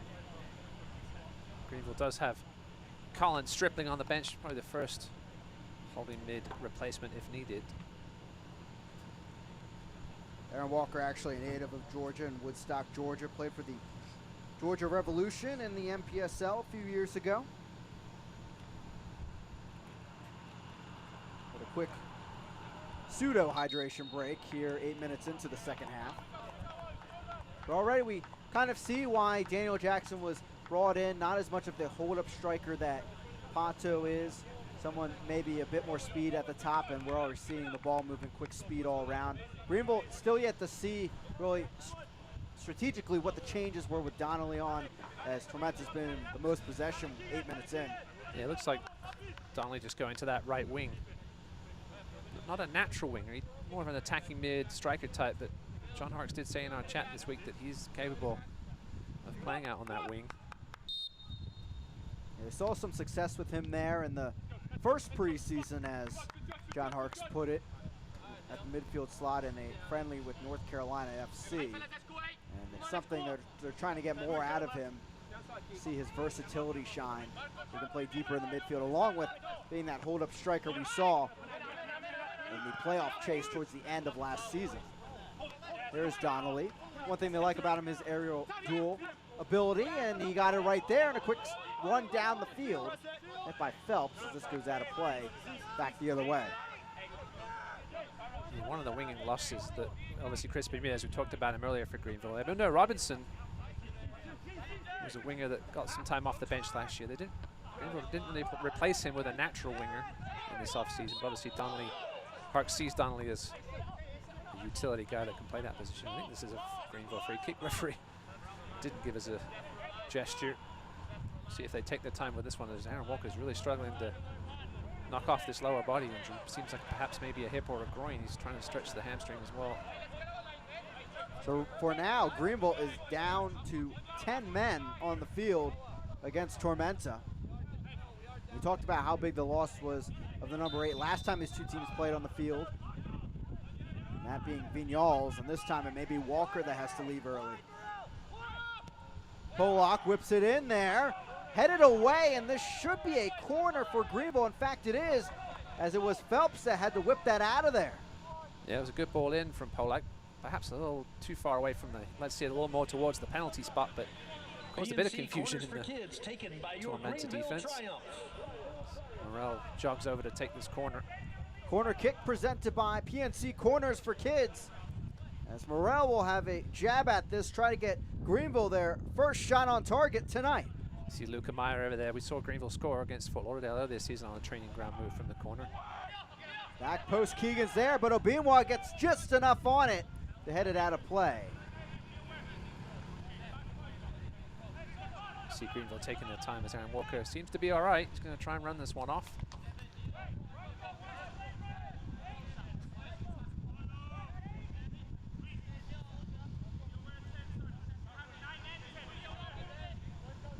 Mario going to take an opportunity to set up for maybe a long throw and pseudo set piece for the Triumph.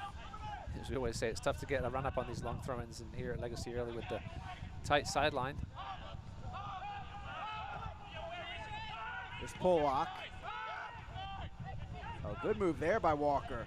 Flicked up ahead. Brandon Fricky on the run towards the end line. And cleared by Vignals.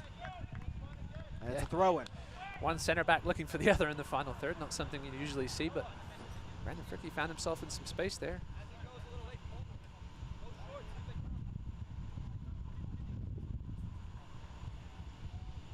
Mario, same spot, getting set to take this to the College of Charleston, but a native of El Paso, Texas. Spent 4 years in the FC Dallas Academy, and then returned there, of course, with North Texas SC last season. Now he's back in South Carolina. Daniel Jackson running over and putting some pressure on the Triumph. Daniel Jackson actually spent his offseason playing indoor soccer in Orlando. It's pretty good for a 31-year-old looking to get action even when his real team's not playing. Obviously, he was let go by the Kickers at the end of last year, so he was without a contract. Morel looking left side.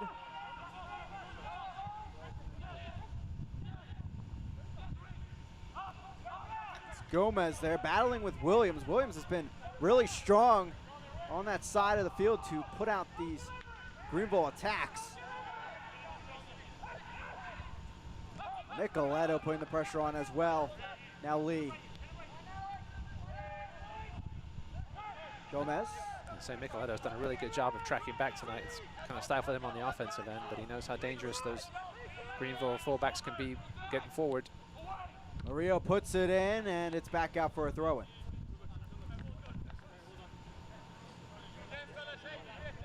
And now all the way to the street there on the near side, you can see some of those friends and family in attendance, testing out some new protocols for the Triumph staff. All the way back the other end, and Williams has to take care of that. So dangerous. Didn't look dangerous when it came off the foot of Morel, but Pablo Hara was never going to get to it. I'm not sure Reese Williams knew he had as much time as he did. And another corner here for Greenville. Another PNC Corners for Kids corner kick tonight. Greenville still looking for that shot on goal. Alex Morel over the ball. Of course, Morel spending last season with Tormenta. You can see that Tormenta zonal marking system again. Ball whipped in, headed away. It looked like Phelps again, or Skelton, excuse me. And a throw in, Murillo, it's like right back. It's like Groundhog Day, Chris. Ball boys having to do some work here, sanitizing these balls. Greenville will happily take this camped out in the offensive end.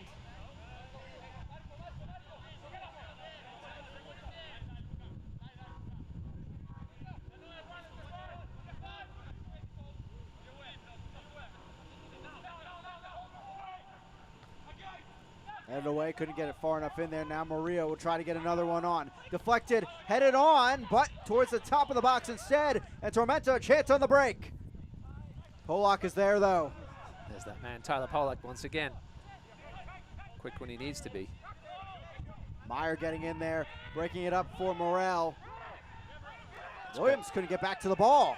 That's great work from Alex Morel there on the much bigger Reese Williams. He went to ground and got back up again. Got his body between the ball. That's going to be a foul on Aaron Walker, just clumsy. There'll be a free kick to Tormenta, and that'll break up the Triumph attack. We haven't had too many fouls tonight. It's been a very clean game. Two of the remaining undefeated teams here in League One in 2020. Greenville and Tormenta, one claims the victory tonight. They will be atop the League One table. A draw, and we'll stay with Greenville in the top spot for now, along with Tormenta at number 2. And I'm Chris Pekovic alongside me, Ross Davenport. Happy to have you with us here in the upstate of South Carolina for Greenville, their second home match of the season.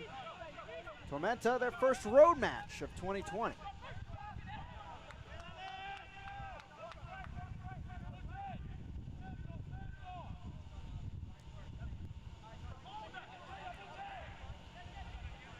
Out of play and a throw-in back to Williams.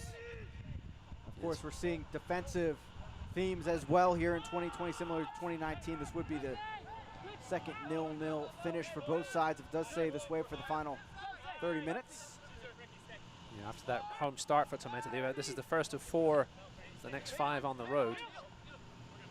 Madison, Chattanooga, and OCD on the road after their home match against Fort Lauderdale coming up on Saturday. That's something we kind of looked at in the first broadcast in the match against Richmond for Greenville. What these teams all looked like 16 games into 2019. Greenville would have not even been close to the playoffs, down in the bottom 4. Tormenta, they were number 2 at this point last season, 16 games in, just behind North Texas. So really amazing how long of a stretch can change in the course of a season. Obviously, there are 12 games played beyond those first 16. It really changed things overall. For Tormenta, fell out of the playoff race. For Greenville, got into the playoff race a bit more. And that's what's going to be key this season. You really can't afford to have a bad patch in a 16-game season. You get 3 losses, say, in the space of 5 games. You're really looking at potentially being out of contention already. Obviously, neither of these teams, as we said earlier, with a loss just yet. Fort Lauderdale with a couple already. There could be more teams with a couple on Saturday. Teams really going to start getting desperate. Micheletto now, right side of the box. Lee coming over. Micheletto gets the touch. It's a corner kick for Tormenta. Micheletto a few times tonight has found himself in a little space, but that space has been shut down very well, either by Polak this time, by Lee. Walker as well, chipping in. For Tormenta. Micheletto is the real danger man up top, especially now with Pato off. Sure, we'll probably be seeing some more subs coming in. As you see the Greenville bench warming up there, along with Connor Dowler on the academy contract, seeing his first squad appearance tonight. See if we see the young midfielder this evening, perhaps.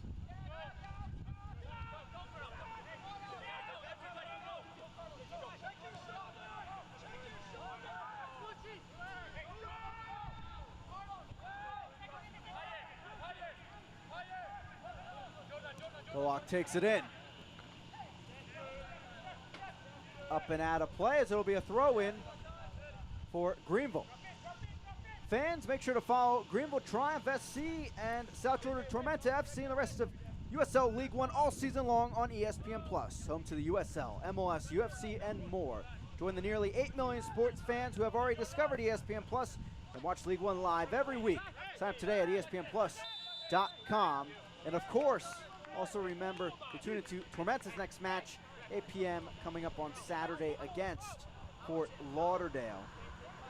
And of course, Greenville Triumph, they're on ESPN Plus on the 15th against Chattanooga, but make sure to check out our broadcast on CW62 as well, as a new regional TV deal has been signed off with Greenville Triumph. This ball in, headed away.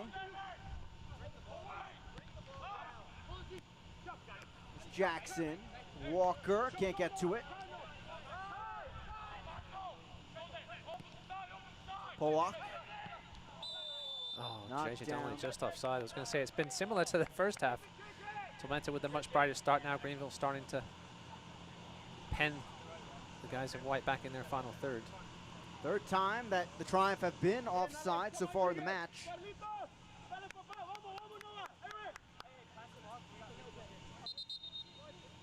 Substitution? Oh, no, it was making Pablo O'Hara take it from the right spot.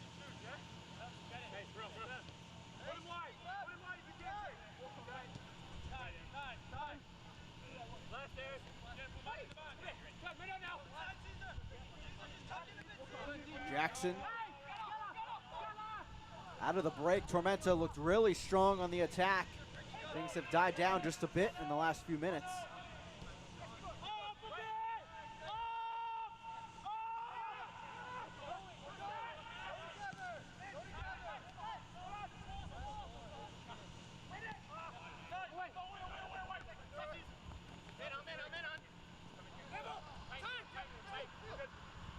Vignals. Meyer caught in traffic as he worked the spin move. Jackson tries a run. Bit of a give and go, and it's rescued by Evan Lee. Over to Jay. Dallas Jay had to make sure he was awake there. He hasn't done a whole lot. And I thought Evan Lee was going to kind of turn, he span it now. I think he was going to turn and go the other way, but instead got it back to Jay, and he just got it out of there.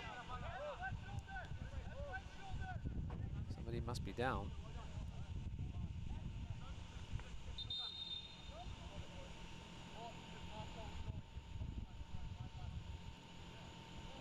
Pause in the action as it is Josh Phelps that is down for Tormenta. He's been excellent defensively, getting the stops out there. And we were hearing that Tormenta was about to make a substitution as well that would bring Ricardo Gomez, the Gainesville, Georgia native, on into the action.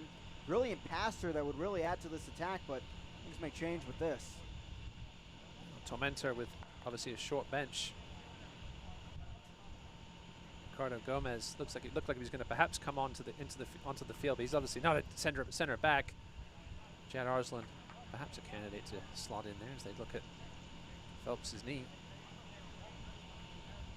Phelps, one of those holdovers for Tormenta from their initial only League 2 days. Played with them in 2017-2018, logging 26 appearances and also working as the captain for the squad. And really important to the entire Tormenta organization, as he also recently held a front office position with the organization, along with his duties on the field. John Milracy having an opportunity to talk with the squad as Phelps jogs off under his own power. Great to see.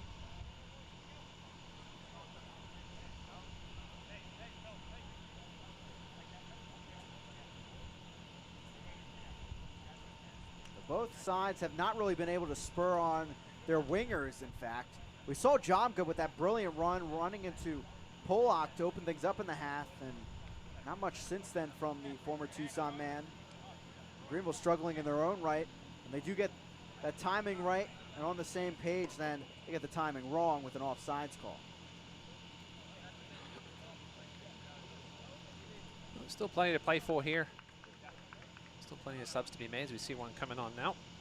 And the sub will change from what we heard initially, and now it will be Obinwa that comes off for Tormenta. On comes Ricardo Gomez, made 27 starts last year. For Tormenta in the 69th played as well minute. For Myrtle Beach Mutiny in USL League 2. Ricardo Gomez. Yeah, it's just a like-for-like sub for Tormenta. In that defensive midfield position. Gomez, if you remember, was the one that got sent off in that game against Greenville last season, and the one that Greenville won here. Now Gomez, out wide, Pollock on the run, scoops it in, Donnelly's there, brings it down, at the top, Pilato off the crossbar! I thought JJ Donnelly was going to have a go on his own volley, but it was a lovely knockdown ball back to Pilato. What a strike by the holding midfielder off the bar. Donnelly there, but offsides, the flag is as well. But there the Triumph, finally getting that combo working in the box, and it's a beauty from Donnelly. Yeah, lovely late run by Pilato, great strike. It was similar to the sort of a combination of the two Vignals goals from Saturday. The ball knocked back and then one off the cross, cracked it off the crossbar, but First real good chance for Greenville tonight. Something to shake the Tormenta back line and Pablo Hara just a bit. But still 0-0 on the score line. Yeah, offsides, if I seem to remember, offsides was a bit of an issue last season for J.J. Donnelly on occasion. He's already had 2 tonight. Just going to be a little more aware of how high that back line is playing for Tormenta. Well, when talking about Aaron Walker, that's what Parks really emphasized. He wants that trailing midfielder making the run up there to get those trailing balls, and obviously they're wide open if he's not there already and the defense isn't marking. Polak trying to get through traffic, but he loses the ball. We play on. Jackson gives it right back over to Polak, who gives it right back to Tormenta. It's pretty humid in Greenville, 80%, 70%, excuse me, or so humidity. These midfielders especially been running hard tonight, back and forth, box to box. I think things are going to open up a little bit, perhaps in the midfield here in this last 19 minutes. I know all other 9 teams in the league this season are watching this game hoping for a draw when it's the top 2 teams, because this will offer so many other teams the opportunity to move up and contend with Greenville and Tormenta come Saturday. Yeah, no doubt. With a small as league as it is, if you're seeing ties everywhere else, that's what you love to see. You know, nobody's getting 3 points and climbing up the standings. Over the top, Donnelly towards the end line, cuts it back over, and a diving header, getting it out of play for Skelton. It's a corner kick for Greenville, presented by PNC Corners for Kids. JJ Donnelly proving to be a nuisance on that right wing so far. A little more direct than Mohammed was. Not known, you know, for his dribbling skills. Mohammed's more of a take-on guy with the dribble. Donnelly pure speed and nice cross here on the high volley.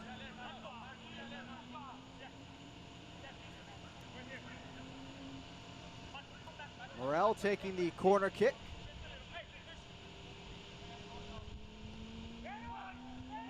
Lobbed in back post. Fricky got a touch, still alive. Lee Murillo couldn't get a full kick at it, and it's cleared. We've seen a lot of those back post corners from Greenville, even going back to last year. They love to knock it back across.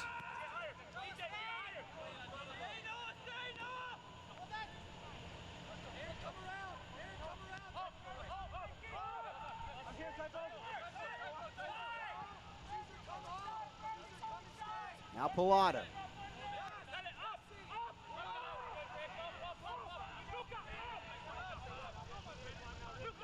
You can hear John Milracy on the sideline telling everyone to get up with the pressure. Yeah, the problem is tonight, they're going to be pressing that first 15 minutes or so of each half. They're up and back, as I mentioned just a few minutes ago. Box to box. Take a lot out of you as a midfielder.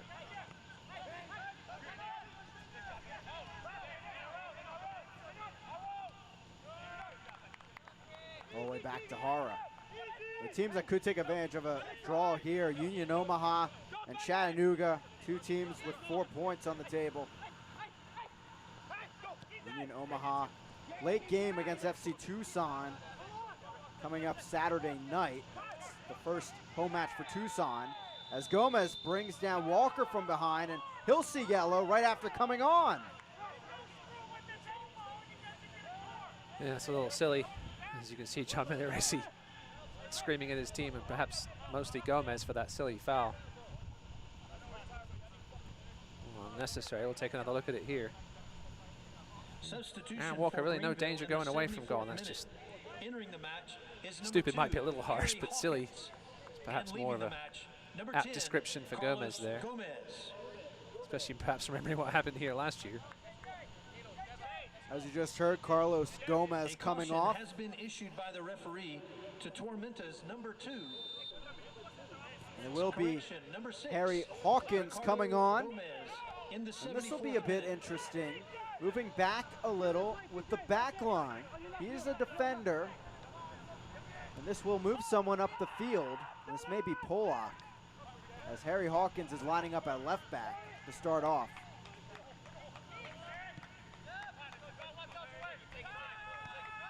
Hawkins making his 3rd appearance off the bench for Greenville, as Murillo now joins the attack. 25 appearances last year for Loudoun United in the USL Championship. It's where Noah Pilato played as well last year.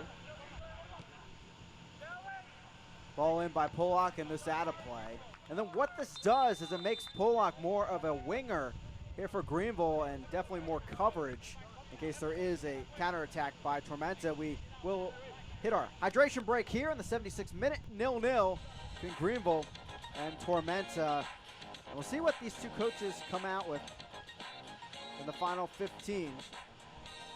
Looking at the road ahead for both of these sides. Tormenta, we mentioned, back home on Saturday as they'll see Fort Lauderdale team that really needs some points right now before then Tormenta back on the road for 3.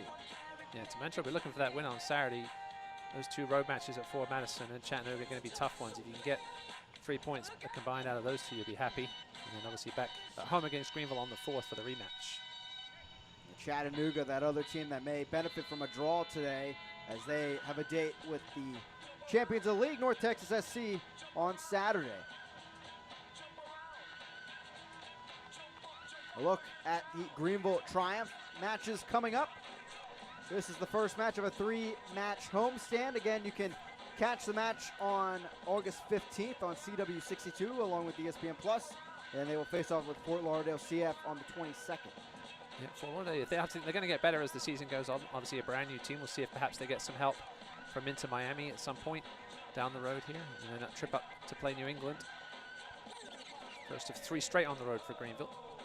Again, that second date with Tormenta coming up on Friday, September 4th, and that, of course, at Irk Russell Park, as the Cats are in attendance. Yeah.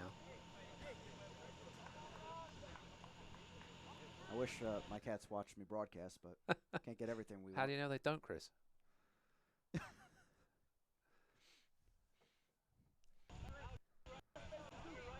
78th minute.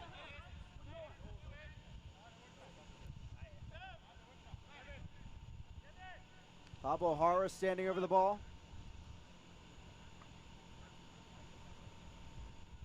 As we wait to get going.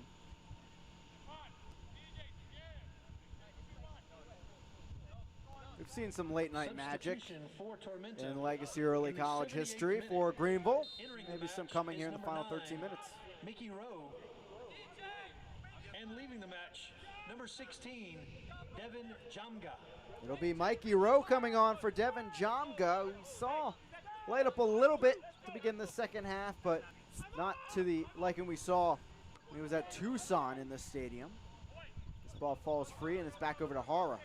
You can see with that substitution in the middle race, he's clearly not happy with the tie. He's going to put an extra striker on now.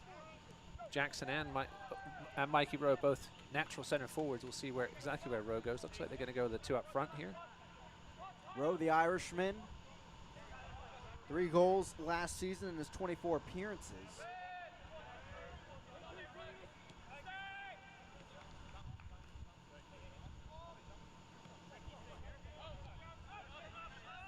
Eight combined shots between the two sides. Not really any shots on goal so far. It's been a tough match offensively for both, as this chess match has developed defensively.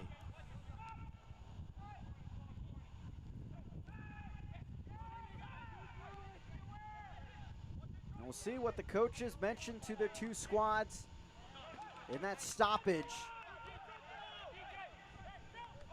Greenville, we may have seen their best chance of their match against Madison come in stoppage time. Obviously, there was that penalty that didn't get given that John Harkes really wanted. A shove on J.J. Donnelly late in that one.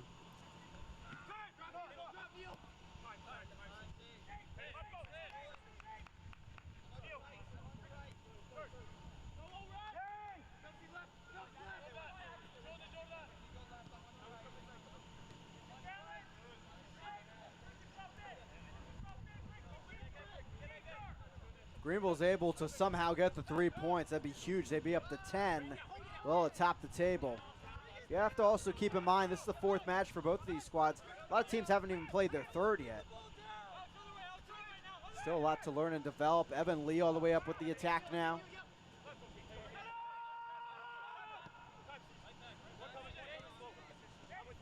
John Hark's trying a bit of everything tonight. Almost looks like going to a back three. Evan Lee now strolling back to his center back spot.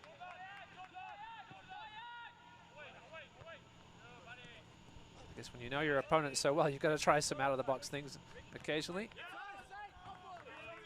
A lucky break there for Murillo as he slipped and Jackson dribbled right into him. Daniel Jackson, again, the former Richmond kicker, native of Pittsburgh. Here's Morrell, tracked by Phelps, able to keep possession. Nicoletto called for the foul, free kick for the Triumph. Jay Keegan was making a nice diagonal run, but Morrell either didn't see him or didn't think he was open enough to give him the ball. Ends up getting a free kick out of it, though. Tyler Polak been in the wars tonight as Tyler. That Energizer Bunny, though, keeps going.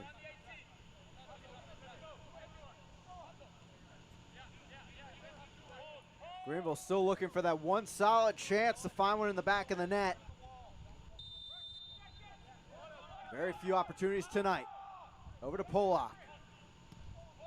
Scooped in, back post, out of play. Yeah, Micheletto saw that one coming. Ran over to cover Polak, who was forced to cross it in with his weaker right foot. Wasn't a horrible cross, though.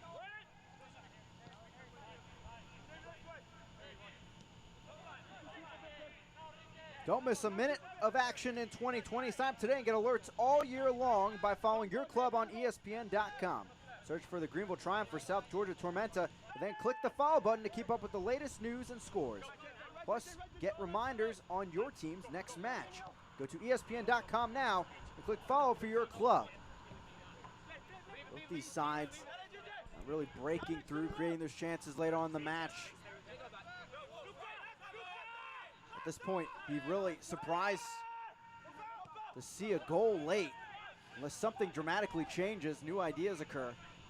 Yeah, he actually took away that shot on target for Tormenta earlier, so no shots on target for either team, 0 shots total for Greenville.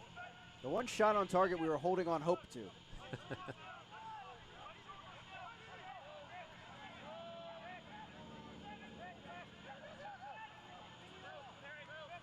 That's the thing about that Pablo Harris save in the first half. Diving at the near post, the only man there was Keegan. He would have had an easy goal, and he stopped it. Love to give him the save on that, but of course can't since it wasn't on target, just across.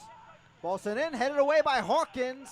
Right back where it started. It's a throw-in for Tormenta. So obviously Greenville had the 2. I was looking at the first half stats. Greenville do have the 2 second half shots off target. The one on off the crossbar counts as an off target shot. That was from Pilato.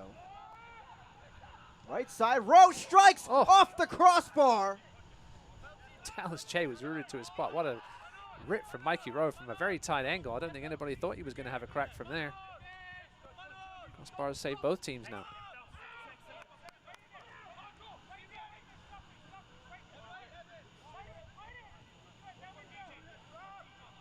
Two clean sheets this season for both of these squads already. Now Jackson in the box against Lee, and Lee muscles the ball back over to Jay. Another look here. Yeah, nice chest down, and found himself with some space, and what a rip. Dallas Jay was dead to rights. Now Lee.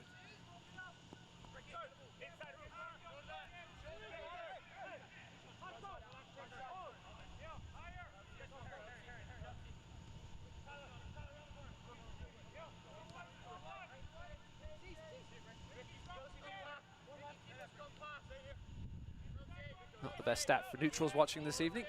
Goose eggs all around. As I'm sure there will be plenty with the only League One game on the schedule. Only saves being registered by the crossbar, 2 of them to this point.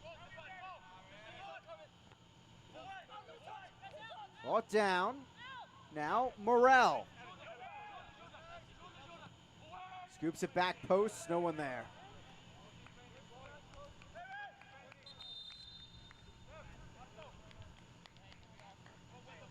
Lachlan McLean coming on, and we'll try to change things up at the top.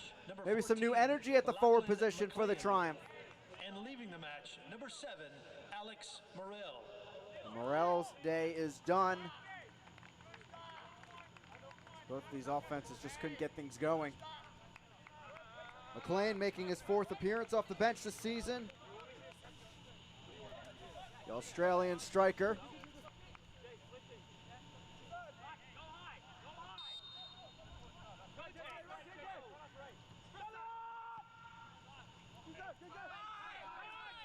Mario will scoop this ahead.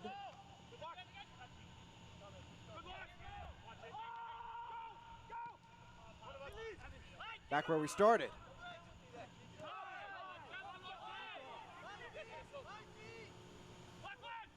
Yeah, we heard rumors that Lachlan McLean impressed in preseason, scored a goal at SIU Evansville, the same as Devin Jamga, who just left the field. I said that would happen. Had a good story of those two playing together at SIU Evansville.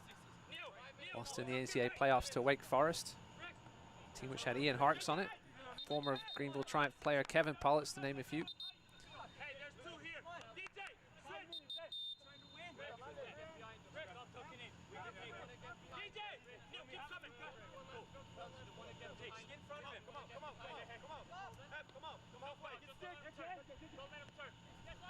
Donnelly, quick turn, gives it right back to Phelps.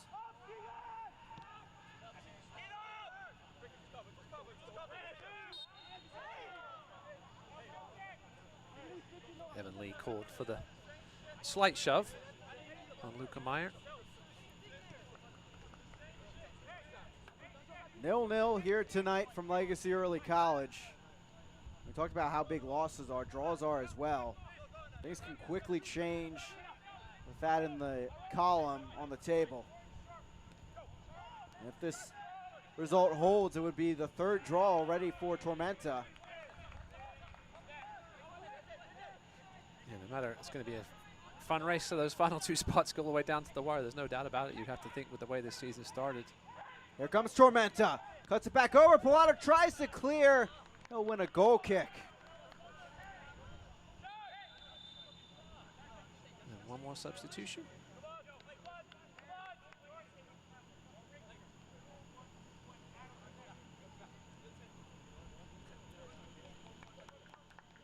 One final effort coming from Swartz on the California native. On for Polak. Number 21, Trevor Schwartz. Yeah, another like-for-like sub there. Schwartz, natural left back.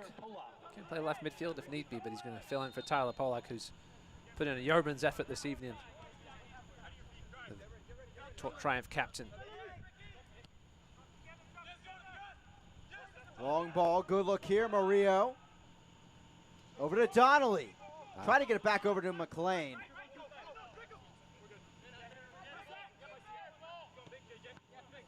Pilato to McLean. Through ball right side. Keegan's there. Back over to Mario.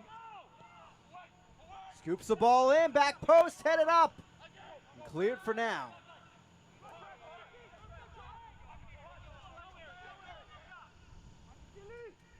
Oh, that was filthy from Micheletto. Right into the path of Jackson on the deflection. Oh. And a brilliant save by Jay. Left leg extended, and it's a corner for Tormenta. You see Evan Lee coming over to thank Dallas J. Evan Lee just completely misplayed that ball. Looked like he was just going to stop it himself and allowed it to go through to Daniel Jackson, and Dallas J. stepping up when he needs to.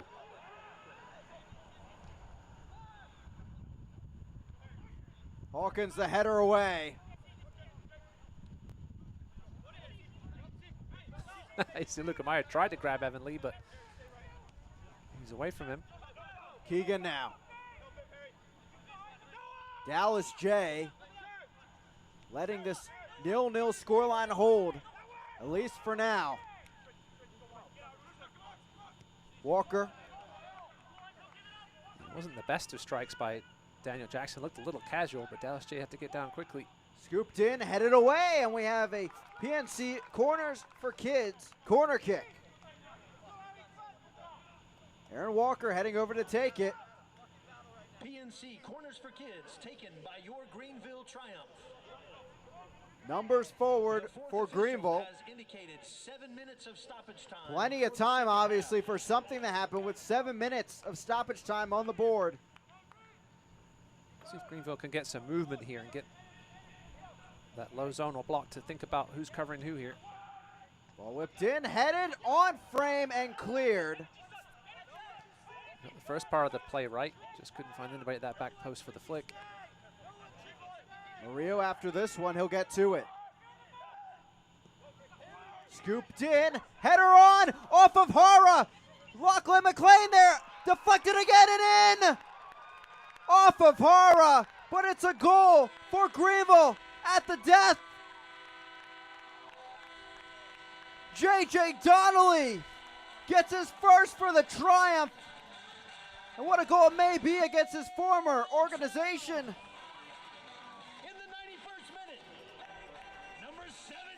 Well, what a time for J.J. Donnelly to score his first goal in the green and navy.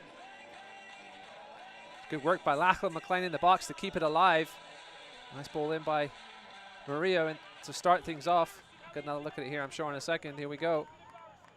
And Lachlan McLean kept it alive in an acrobatic finish out of midair by J.J. Donnelly. You see Pablo Hara very upset at his back line. They played well all evening, but couldn't stop that one.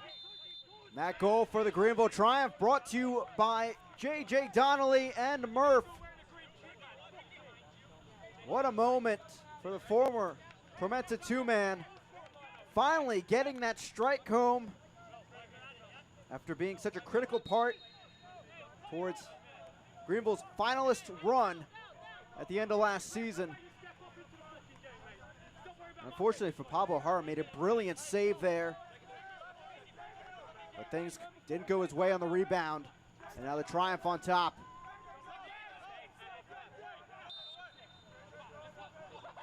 Jake Keegan incredulous at that call. He thought he was going to get the free kick. Instead, went the way of Phelps. Gets things going quickly here. Tormenta running out of time. That's been quite the battle tonight, Phelps and Keegan. Yeah, it was sort of one of those goals. The defense sort of switched off just for a second. You thought the danger was perhaps over. And it wasn't. Greenville have been putting the pressure on the last sort of few minutes. And so 90 plus is a long time to keep your concentration.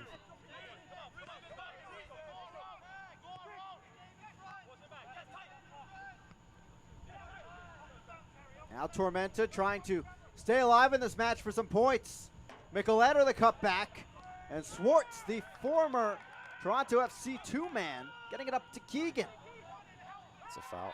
And good work there by Schwartz at the back to body Micheletto.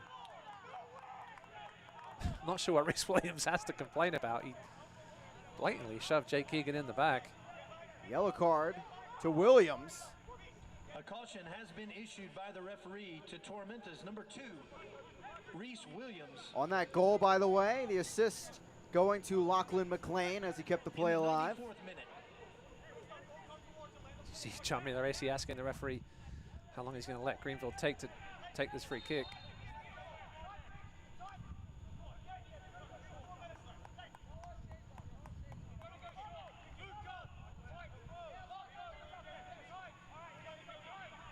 J.J. Donnelly's been so close to scoring. I remember him hitting the bar at Madison last season.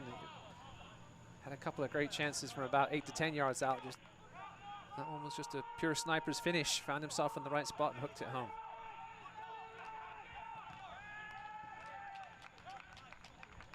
Out of play and back to Tormenta.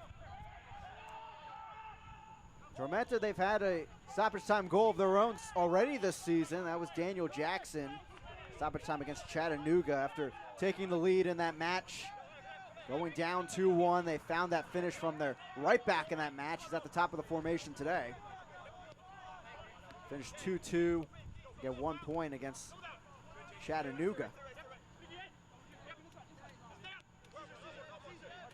Bit more stoppage time in this one, but looking for the same result. That's well out of play, and a throw in for Greenville. See if the ball boy does his job and take his time. He's moving a little slower than the other guy in the first half. I forget you've got the balls on the pedestals now, so he didn't really have to work too hard there. McLean through the traffic, but couldn't get by Phelps.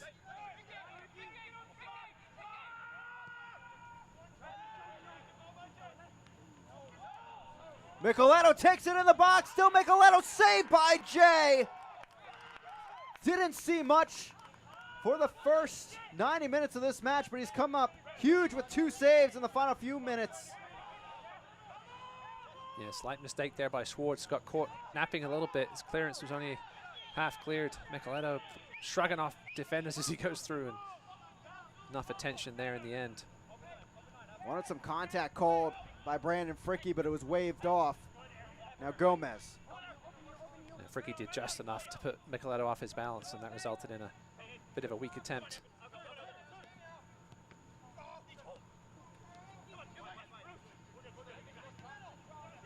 We'll try the right wing now with about a minute left in the stoppage time. Of course, some more may be added with that goal from Donnelly. Now Walker. Lee felt that one in the contact. And Walker glad just to hoof it down the field, take a few more seconds off the clock as Greenville tries to hold on to this one. Lee is down for Greenville.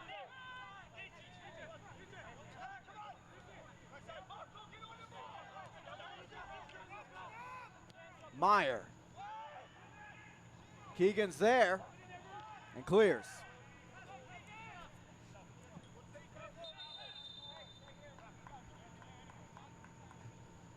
Get some attention now to Evan Lee. Out of some time on to the end of this match. We're going to go over the minimum of 7 minutes. Tormenta certainly weren't going to let Evan Lee get up and play the ball out. It's a bit of cramp perhaps. Greenville defenders really battled, bruised out there tonight. Pollock went down with a big collision. Walker went down. And Lee now here late. And we'll certainly enjoy the time off after this one. Next game not until next Saturday, the 15th. Again, that one on the CW in the upstate area. Is J.J. Donnelly the hero so far tonight?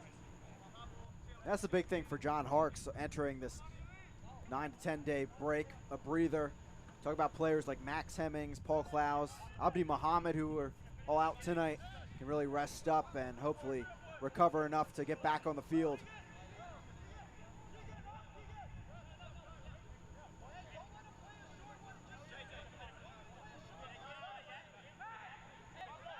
Jake Keegan going the full 90 tonight, still putting that pressure on, not letting him get the easy throw. Linesman telling him to just push back a little bit. So for a moment, Greenville will be down to 10 men. Yeah, shouldn't let him on now, though. Hara. We'll have at least another minute to 90 seconds, you'd have to think. Midfield all the way up there. One last hope for Tormenta. It's Neil Vignals. Vignals getting through traffic, but not enough. Walker tries to clear it. Now does. And Neil Vignals with half a yard of space. We saw what he can do from distance on Saturday night. Greenville weren't going to let him get one off there, though. Greenville right back up with the pressure. Evan Lee back on. He'll get the ball here to Keegan, and Keegan was offsides. That might be enough, though. This could be the last kick of the game here. Big win for Greenville, maintaining their status at the top of the standings. First one's 2 double digits.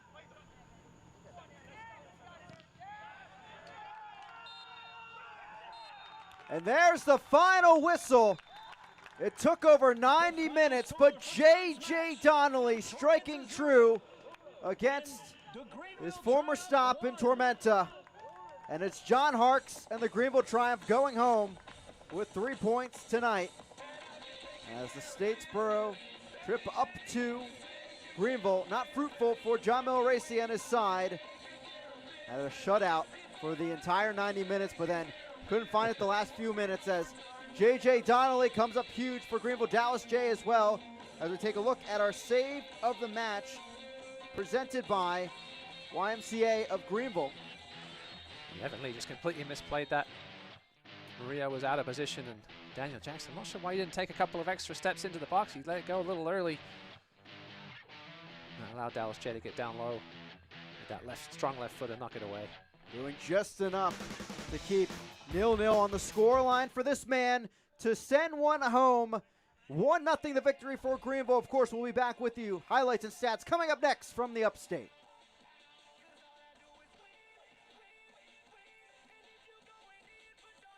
Optum Health System's commitment to you has not changed. Safety and compassionate care. Others may talk about the new normal, but at Optum Health System, we've always provided high-quality, personalized care safely. If you have recently delayed your care, we want to reassure you we are prepared to care for you. Our absolute commitment to safe, high-quality, personalized care is stronger than ever. We welcome you back to Optum Health System. Greenville Heritage is proud to sponsor the Greenville Triumph Soccer Club and the Savor of the Match promotion for the 2020 season. You can receive $50 in a savings account at Greenville Heritage. Anyone who lives, works, worships, or attends school in Greenville County can enter the contest and join. Email information at ghfcu.org with Savor of the Match in the subject line before midnight tonight. Give us your name, address, and phone number to be included in this week's drawing. Federally insured by NCUA.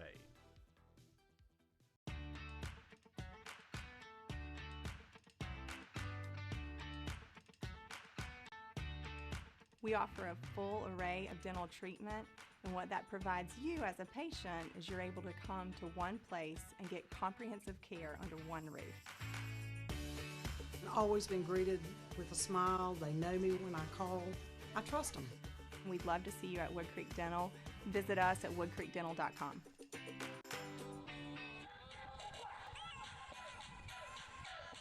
Welcome back here into Greenville, South Carolina. 1-0 the victory for the Triumph at the death. They take the 3 points to the table with them as we get set to look at now our play of the game presented by YMCA of Greenville. And I mean, Ross, is there anything else for the Triumph faithful? Now listen, it was kept alive nicely by Lachlan McLean. Just hooked it over to Donnelly, who found himself in a little bit of space unmarked at the back post and finished like a striker should. That's your play of the match presented by YMCA of Greenville, and there's the man at the top. Lachlan McLean gets the assist, but putting in the back of the net was J.J. Donnelly, despite the stop by Hara. Now our full match highlights presented by Wilson and Engelbart. And not a whole lot for the first 90 minutes. Things really came through late on, but some chances as well. Dangerous balls in the box. Not much coming from them during the regulation period. Yeah, no real quality chances in that first half. Just sort of a bit of a stalemate, a chess match, as you said, Chris. J.J. Donnelly with a good knockback early in the second half, and Pilato looking for his first Greenville goal. And one of two balls off the crossbar here today between the two sides. Tara and Jay weren't called upon until late in this match. Now in the 72nd, Egan almost getting to that one. J.J. Donnelly's fresh legs really made a difference on that right side. Both Muller and Williams played the entire game at the fullbacks. This was a great strike by Mikey Rowe. Dallas Jay could do nothing about that one. Thought he had that to put Tormenta on top. But here's a real opportunity. Jackson on the run, and Jay, his name called, and he answered. Yeah, once again, Jackson had a great first touch. Maybe take one more touch and slide it home. He took the early, try to catch Dallas Jay off guard. Didn't, and there's Donnelly with it. Nice finish. Might have got a hand on it. Harris save, really an assist to McLean, who sent it over to Donnelly. Unfortunately, both keepers called in late and they answered, but then Hara not able to make the double save on that play, and it goes in the back of the net, and Donnelly with the 3 points, and that's how small the line is between win and defeat here in League One. Final look at our stats. We were talking about no shots on target entering the 85th minute. Well, we had 5 in the last few minutes. Yeah, things definitely opened up as the legs got tired, but big win for Greenville, especially in a 16-game season. Every win almost counting double. Greenville with 3 points on the night. They are at 10. Having 4 matches played, they get 9 days of rest before their next match against Chattanooga on the 15th. You can catch it on CW62 or on ESPN Plus if you're not in the upstate area. But Chattanooga and Union Omaha, they will be eyeing, jumping Tormenta with some success coming up on Saturday in our League One action on ESPN Plus. Well, we got another 1-0 finish in this rivalry between the two sides. Tormenta not on the right end here this evening. They'll try to remedy that coming up on September 4th when these two sides meet again. I'd like to thank our entire crew alongside me. All 7-Port, I'm Chris Makovic. Donnelly gets the final touch in this one. 1-0 to the Triumph. 3 points. They're top of the table still after another day.